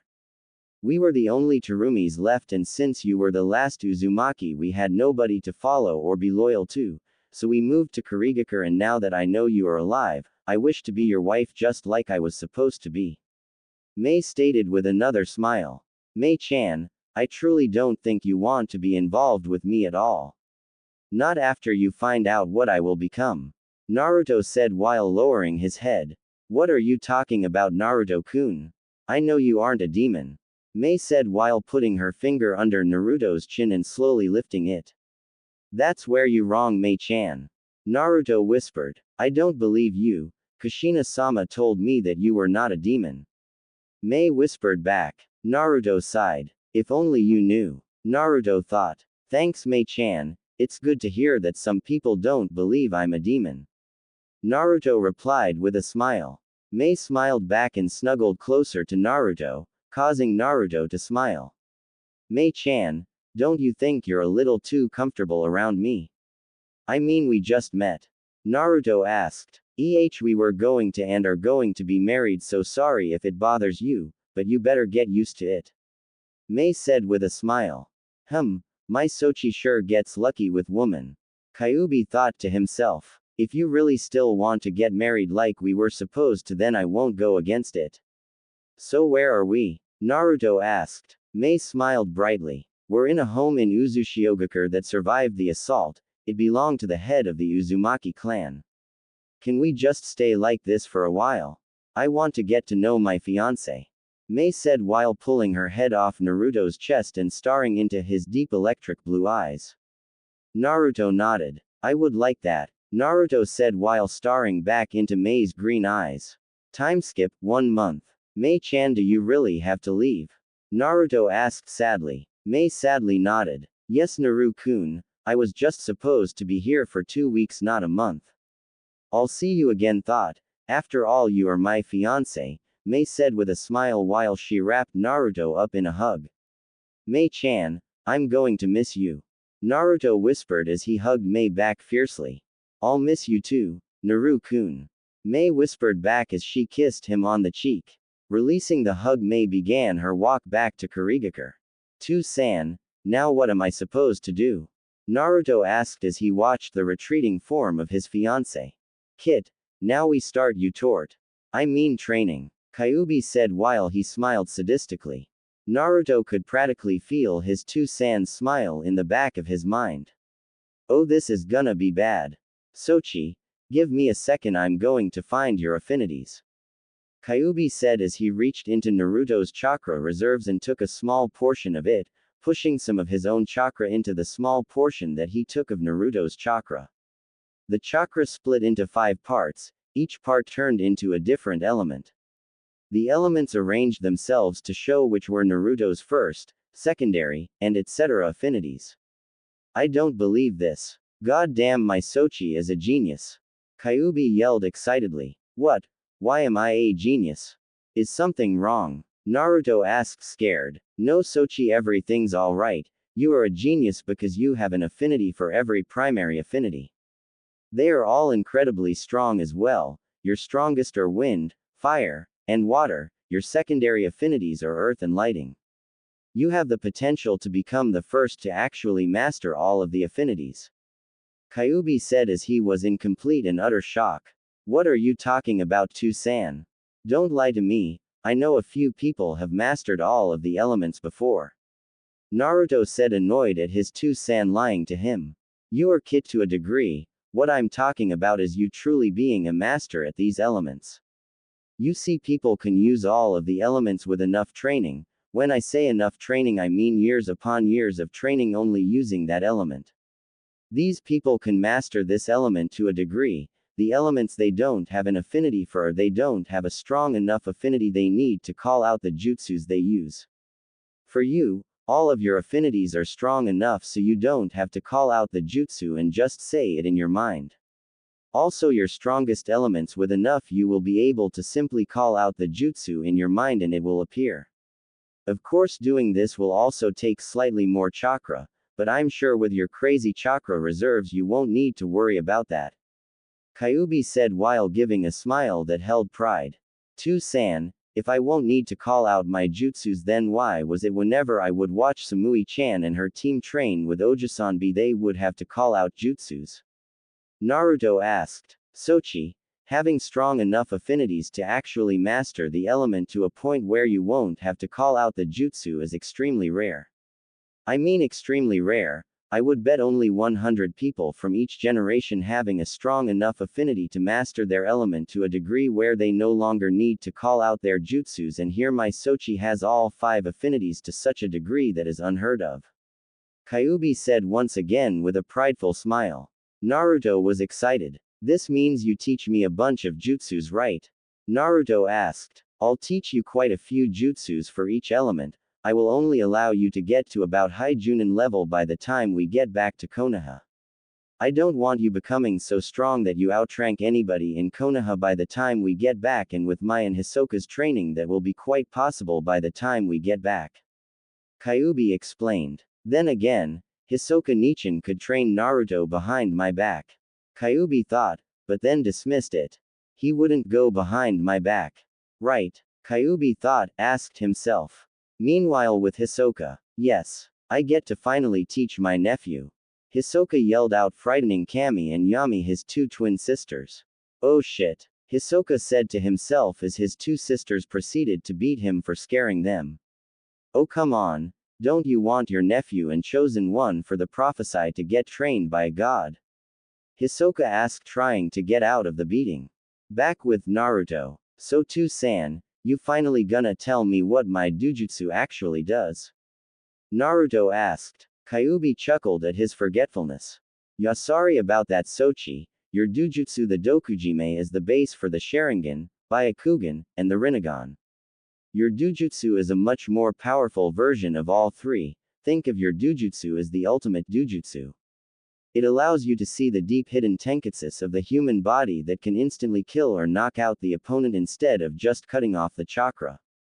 Don't get me wrong, Byakugan wielders can kill or knock out their opponents by targeting the tenketsus, but you will be able to visibly see the deep hidden tenketsus that will allow you to make your opponent's body overflow with chakra, completely shut off the chakra, or put their chakra as stasis, making them pass out. Like I said, Byakugan wielders can do this also, but they must hit almost every tenketsu in the human body, where you will only have to hit a couple hidden tenketsus. On to the Sharingan. Your Dujutsu is a vastly improved Sharingan. It allows you to copy, calculate, and predict your opponent's movement just like the Sharingan, but to an even greater detail. Also, when you get to the last stage of your Dujutsu, you won't have to kill your best friend to unlock it. Upon unlocking the base of the Sharingan, you will unlock the power similar to the Rinnegan. Once you unlock that power, you will be able to, much like the Rinnegan, control gravity, able to make secondary and tertiary elements. The Rinnegan requires you to train to use the secondary and tertiary elements, but with the Dokujime it will act as if you have the bloodlines for the secondary or tertiary elements, making it extremely easy for you to use them no matter how rare the element is. But then again, with how strong your elements are, I would guess you could even make some of the secondary or maybe even tertiary elements even without unlocking that power of your Dujutsu. Anyways, once you unlock that power, your eye will change. I'm sure what it will look like, since Hisoka Nichin never told me, but knowing him, it will probably look absolutely amazing, as he tends to go all out on appearance. Anyways, once your eye changes, you will have to unlock 3 more levels to finally master your Dujutsu. I will tell you what you will gain when you unlock those levels. When you unlock the last level of the base of the Sharingan, I know very long process, but with Hisoka and you should be able to master it around the time you're 16 or 17. Kyuubi told Naruto. Naruto, who had moved to a tree and sat down with his back resting against the tree, was confused at something. "To-san, if what you said is true and that the Dokujime is the base for all 3 of these legendary Dujutsus, then how has my Dujutsu never been activated before, but all of the others have?" Naruto asked. Very perceptive Sochi. The reason for the other Dujutsus being activated is that Hisoka Nichin created them. Taking a piece of his master Dujutsu and creating 3 separate Dujutsus, he wanted to see how they all worked in real life separately before allowing somebody to activate his masterpiece. Needless to say, the Dokujime has been up for grabs for thousands of years now, but nobody has had the requirements to get it. Kyuubi explained. So did I just get this Dujutsu because I'm the nephew of the creator? Naruto asked. Kyuubi laughed. No, Sochi, I have already explained the requirements to you. This Dujutsu is only to be activated by person and his descendants if they are strong even to hold the Dujutsu. Kyuubi said. Naruto nodded. Alright, To-san, what are we going to do now?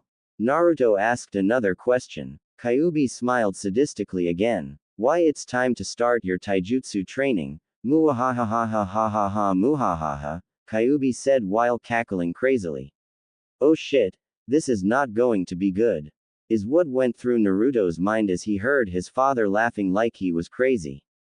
Time skip 2 years. Glad I taught him that Kage Bunshin, or we would have never gotten to this part.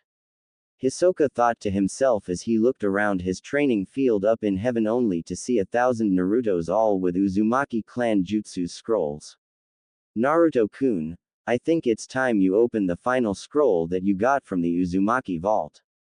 Hisoka said as he eyed the Naruto in front of him, breathing hard from his kenjutsu training. No, I will not open my Jiji's personal sword scroll until I'm at Junin level in kenjutsu. Naruto said while glaring at his Oji-san. Damn Oji-san, been trying to get me to open that scroll up since I started learning kenjutsu. Naruto thought to himself. Listen, Naruto-kun, you are at Junin level in kenjutsu and I just want you to unseal that scroll so I finally give you something I have been wanting to give you for a very long time. Hisoka stated. I agree, Naru-kun, you are definitely Junin level in kenjutsu. Kami said while staring at her favorite person. Kami was an extremely beautiful woman. Long white silky hair that traveled to her ankles, white piercing eyes, a curvaceous body with creamy pale skin, and double D. She would definitely be getting some lust-filled gazes if she were to go to Konoha or any town. Okay, if Ka-chan believes I'm Junin level, I'll unseal Gigi's scroll. Naruto said as he walked over to his jacket. As he was only wearing a black muscle shirt at the moment, Naruto searched through his jacket's pockets until he found the scroll he was looking for. Walking back over to his Ojisan, he bit his thumb and wiped it over the blood seal that was on the scroll. The seal glowed a deep blue and out popped a 2.5-foot long katana. Grabbing the sword, Naruto examined it. The sword sheath was a deep blue with a snow-white Uzumaki clan symbol near the top of the sheath. Looking down at the handle of the sword, Naruto saw white and deep blue spiraling from the bottom to the top of the handle. Looking at the hilt, he saw two dragons who looked to be fighting. One was a deep blue, while the other was a snow-white. Taking the sheath off, Naruto gasped at the beauty of the sword. The metal was pure white with deep blue mixed in, giving the blade a look as if a moving wave was coming to crash down. Beautiful, Naruto whispered. Naruto took experimental swings with his Jiji's sword. That is a very beautiful sword, Naru-kun. Kami said as she watched Naruto swing the sword doing his kenjutsu's katas. Perfect for what I have planned. Naruto, come here a moment, I have something for you. Hisoka said as he took out a huge scroll and unraveled it, revealing nothing to be written on. Walked over to his Ojisan and examined the scroll. Naruto-kun, do you remember the Fox contract that you signed nearly 5 years ago? Hisoka asked. Naruto nodded. I remember, even if you are too san still haven't taught me how to summon even after 5 years. Naruto yelled. Hisoka chuckled while rubbing the back of his head. Sorry. Must have slipped my mind. Anyways, I created this summoning contract for you. It allows you to summon me. This summoning contract will only be allowed in your family, and you must make sure that your children or wife or whatever knows that they must never tell anybody they have such a powerful contract. Hisoka said while handing the scroll over to Naruto. Naruto nodded and proceeded to sign the contract. When he was done, he handed the contract back to Hisoka. Good. Now then, I'll teach you how to summon me, and I will give you a surprise. First though, I must tell you what you get with this contract. This contract allows you to resurrect people, but first you must kill somebody that is evil and collect their soul. I will teach you how to collect their soul. Upon collecting their soul, you will summon me, and I will exchange the person's soul you wish to resurrect for the soul you collect. You also must not tell anybody that you can resurrect people, because that will get very ugly very fast. Understand? Hisoka asked. Kami, who had been sitting back, was now smiling. Well, Ototo, I think you made a very choice for your first summoner. Only my Naru-kun could handle that power. Kami said with a smile. Naruto blushed while Hisoka smirked. Ah, does the great Kami have a crush on Naruto? Hisoka teased, making Kami blush. Shut up. Kami demanded. Hisoka kept smirking. Yeah, anyways, Naruto, do these hand seals and call out Kuchio's no jutsu. Hisoka summons. Hisoka said. Naruto repeated the hand seals and called out, Kuchio's no jutsu. Hisoka summons. There was a massive poof and a bunch of smoke. Looking around, Naruto didn't see anything different. Ojisan, Hisoka, nothing happened. Naruto said. Idiot, that's because I'm already here. I didn't move when you summoned me. Hisoka explained. Hey, don't call me an idiot. Naruto yelled. Shut up or I won't give you this present early. Well, really, it's from your 2-san, but I'm gonna give you this present early. Hisoka said as he suddenly started to do a long chain of hand seals Naruto didn't recognize and chanting in a language Naruto didn't understand, but felt he should. Hisoka stopped and there was a blinding light. When the light subsided, there stood in front of him a girl who looked to be his age with long red hair that went to the middle of her back with bangs framing the sides of her face. She already had some curves coming in, B-cup, and oceanic blue eyes. Beautiful. Naruto whispered. The girl looked around bewildered before her eyes settled on Naruto. You bastard. I'll kill you. The girl screamed out as she charged forward faster than Naruto expected. The girl punched Naruto in the gut, sending him flying back. Damn, she can hit. Naruto thought as he landed roughly on the training ground's grass. The girl was upon Naruto within seconds. The girl straddled Naruto's stomach and started to smack Naruto in the face. I hate you. I hate you. I hate you. I hate you. How could you do that, my son? The girl screamed while smacking him after every word. Naruto laid there taking the hits and wondering what the hell was going on. I suggest you stop hitting my Naruto-kun, Kushina, Kami said calmly as she appeared behind the Kushina. Kushina looked down at the boy, noticing that he was much younger than the bastard she had married and had 3 whisker marks on each cheek. Immediately recognized who it was. Naruto-kun? Kushina asked while tears freely fell from her face. Looking back and glaring at Kami, she asked. What do you mean you're Naruto-kun? Kushina asked. Kami glared back. I mean my Naruto-kun, now get off of your son so we can explain what's going on. Kami stated while still glaring at Kushina. Kushina reluctantly got off of Naruto and pulled him to his feet. Sorry Sochi. Kushina whispered as she enveloped Naruto in a hug. Naruto was dumbfounded. I swear to Kami Oji-san, if this is some job I will find a way to make your life a nightmare. Naruto yelled while hugging back the girl who called him Sochi. Hisoka smiled at the threat. Well, that's not very nice. I just gave you your Ka-san back and you threaten your Oji-san. Maybe I won't give you those super powerful jutsus because of your threat. Hisoka said with a smile planted on his face.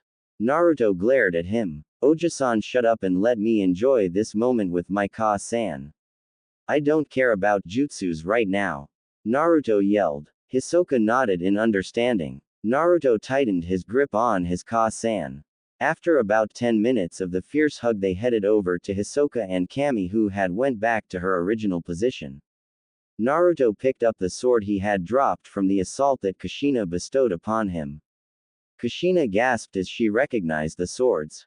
Sochi, how did you get Two-san's sword?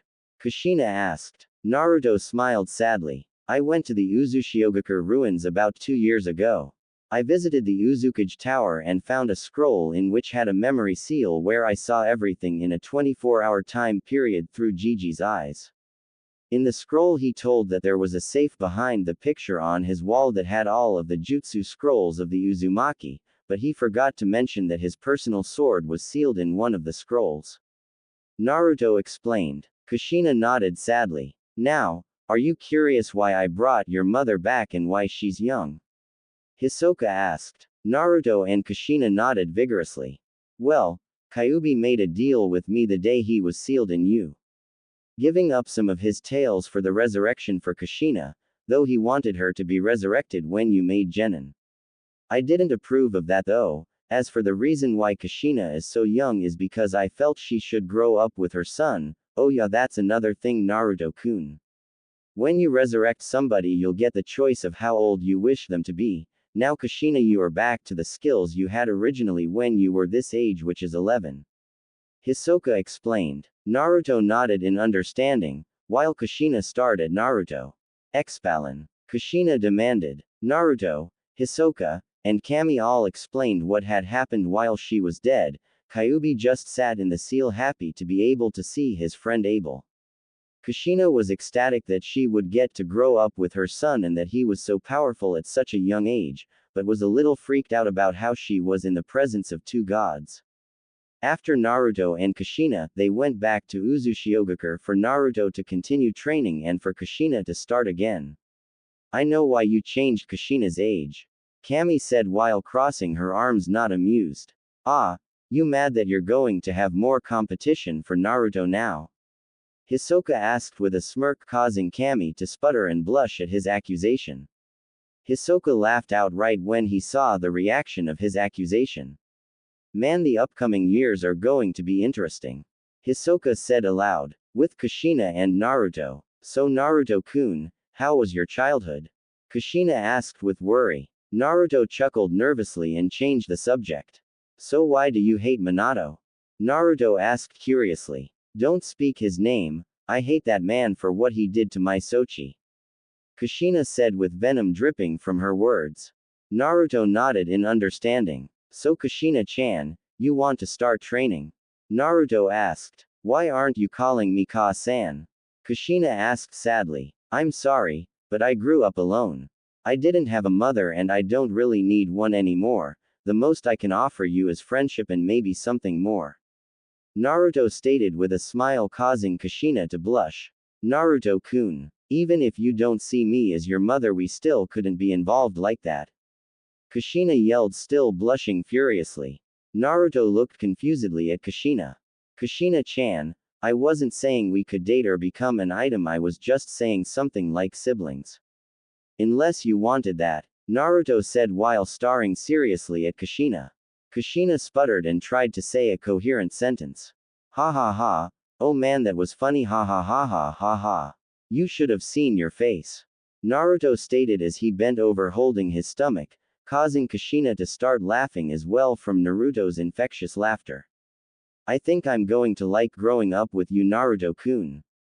Kushina said as she caught her breath. Naruto smiled. I'm glad, Kushi-chan. Naruto said. Kushina blushed at the nickname. Oh come on. Stop blushing like a school girl, he's your Sochi, you pervert. Still he's handsome and just look at that body. No bad pervert, Kushina. Bad, bad, bad. Kushina thought to herself. Time skip 1 year. Two figures walked down the road only 100 yards from Konoha's gates. One was a female.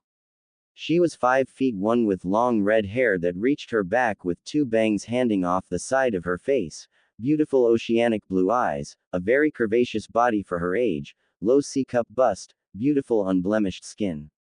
She was wearing a tight crimson t-shirt that had the Uzumaki symbol on the back in black, with black Anbu-style pants. With her was a boy who appeared to be her age. The boy was 5 feet 4 with golden hair that went past his ears with 2 bangs framing his face, deep oceanic blue eyes like his female counterpart, 3 what appeared to be whisker marks on each cheek, tanned skin, and a muscular body for his age. The boy was wearing a dark gray trench coat with a crimson 9-tailed fox on the back of it with its tails wrapping around to the front of it. He had on a black muscle shirt underneath that had a crimson Uzumaki symbol on his right. He had on dark gray Anbu-style pants. As they walked closer to the village you could see them holding hands. Kushi-chan, where to first?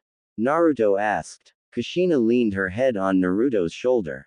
We'll be going to the Hokage's office first, Naru-kun. Kushina replied. Halt. Show me your papers to get entrance. A Chunin gate guard ordered. We don't have any papers, we were wandering merchants with both our siblings who happened to partner up. They were killed and we managed to escape from the bandits who attacked us and now wish to start a new life here. Naruto explained. The Chunin guards smirked as they eyed the Kushina up and down. Well, you can't go in, but the girl can come with us if she wants to know a good time. One of the gate guards said. The area around the guards dropped about 20 degrees. I suggest you let us pass. Naruto said in a very calm voice. Okay, just give us the girl. One of them replied, oblivious to the drop in temperature. I'll give you the count to 3 to let us get into the village and for you to shut your mouths. Naruto replied calmly while his head was down with his bangs hiding his eyes. Brat, don't demand anything of us. We're Chunins of Konoha, you think you can make us do anything? One of the guards asked. 1. Naruto said. This brat is just stupid. A guard said as he walked closer to Naruto and Kushina. 2. Naruto said. Naruto-kun, don't. They aren't worth it. Kushina pleaded. Naruto looked at Kushina and smiled. I won't kill them, but I will rough them up a little. Naruto replied. The guard who had been moving closer to Naruto and Kushina stopped in his tracks. Naruto. You mean Naruto Uzumaki, the demon brat is back. Man, now I'll just take your little girlfriend and then kill you. The guard said as he resumed his pace to Naruto with a huge smile. Kushina visibly paled and let go of Naruto's hand. That was the wrong thing to say. Kushina said as she started to back up, allowing Naruto the room to work. Naruto stood still with his bangs still covering his face. Haha, the demon brat. We used to beat him all the time. I remembered this one time we stabbed him multiple times in the stomach and watched him bleed out for a couple minutes before we left. Man, that was some fun. The guard said, reminiscing. 3. Naruto finished counting. Naruto looked up, showing the guards his hate-filled eyes. I warned you, now I'm going to shut that mouth of yours for you. Naruto calmly explained as he moved forward towards the Chunins. You believe this brat? Well, I'll just have to finish what I started all of those years ago. The guard stated as he took out a kunai. Sprinting forward, the Chunin went in thinking it was going to be easy to kill the brat. Instead, the Chunin was somehow kicked in the ribs, sending him flying back to the other gate guard unconscious. I didn't kill him, he is just knocked out. I suggest you let us pass now, Naruto said as Kushina rejoined him and held his hand again. That was way less destructive than the last time somebody tried to kill you for me, Kushina said sadly. The Chunin guard nodded his head and allowed them to pass, only to have the Hokage land in front of him with a squad of Anbu behind him. Gigi, it's been a long time, Naruto said as he calmly stared ahead with a smile on his face. I don't know who you are, but you attacked a Chunin of Konoha and therefore you are under arrest, Sarutobi replied angrily. Ah, Gigi, I'm wounded. Don't you remember your adopted grandson? Naruto asked, faking hurt as he lightly grabbed where his heart would be, causing Kushina to giggle at his antics. Sarutobi took a good long look at the intruder and gasped. Naruto-kun, is that really you? Sarutobi asked as he moved forward shocked. Naruto nodded happily. Yeah, Gigi, it's me, but what is the Hokage doing dealing with two intruders? I mean, don't you have something better to do? Naruto asked curiously. Well, I was bored and out walking with a squad of Anbu protecting me, and I felt a huge source of chakra coming towards Konoha, so I decided to check it out. You should really learn to mask your chakra, Naruto-kun, Sarutobi said with a smile as he embraced Naruto in a hug. Naruto smiled and hugged back. I am Gigi, trust me, if I wasn't you would know. Naruto said, you know you're taking my reappearance much better than I thought you would, Naruto said. Sarutobi smiled. I'm just glad to have you back. Now who is this lovely young lady you have here? Sarutobi asked as he released his surrogate grandson from the embrace. Oh, Gigi, this is Kushina Uzumaki. I found her in Uzushiogakure when I went there to see what happened to my clan, Naruto said as he got behind Kushina and pushed her forward. Kushina played shy and looked down. Kushina. No, it couldn't be, Sarutobi thought to himself. You know Kushina, you remind me of another woman I knew. Always shy, that was until you got to know her, Sarutobi said with a laugh. So Naruto-kun, what is she? Your girlfriend? Sarutobi asked with a lecherous smile. No, Ero Gigi, we are just really good friends, Naruto replied back while deadpanning. Sarutobi continued with his smile. You know, Naruto-kun, you're going to have to fill me in on everything you did, for example how you beat a Chunin so easily, why you were at Uzushiogakure, why you have so much chakra that even when you're masking it I can still sense it quite easily. You know, just the basics, Sarutobi said as he led them back to the Hokage's tower. Naruto nodded. Yeah, I know Gigi, and trust me when I say you won't believe any of it, Naruto replied. Kushina, who had been walking next to Naruto, grabbed his hand again and leaned her head on Naruto's shoulder again. Kushi-chan, I thought we were just going to act like we were in a relationship so we could play the part where we escaped from bandits, and now we were trying to start a new life here together to gain entrance, Naruto whispered. Just trying to keep up appearances, Kushina whispered back. Naruto smirked, but didn't say anything. Hokage's office. Okay, Naruto-kun, start your story, Sarutobi demanded. Actually, Gigi, I was hoping Kushi-chan and I could start the Shinobi Academy. I'll tell you everything after, Naruto replied. Naruto-kun, the Ninja Academy is almost to the graduation exam, Sarutobi said. Trust me when I say that we'll pass, Naruto replied with a smile. Sarutobi nodded. Fine, when you pass I expect your story.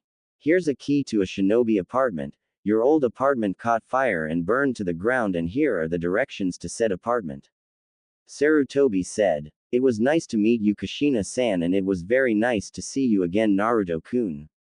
I'll be expecting your explanation soon, Sarutobi said as Naruto and Kushina waved goodbye and walked out of the office.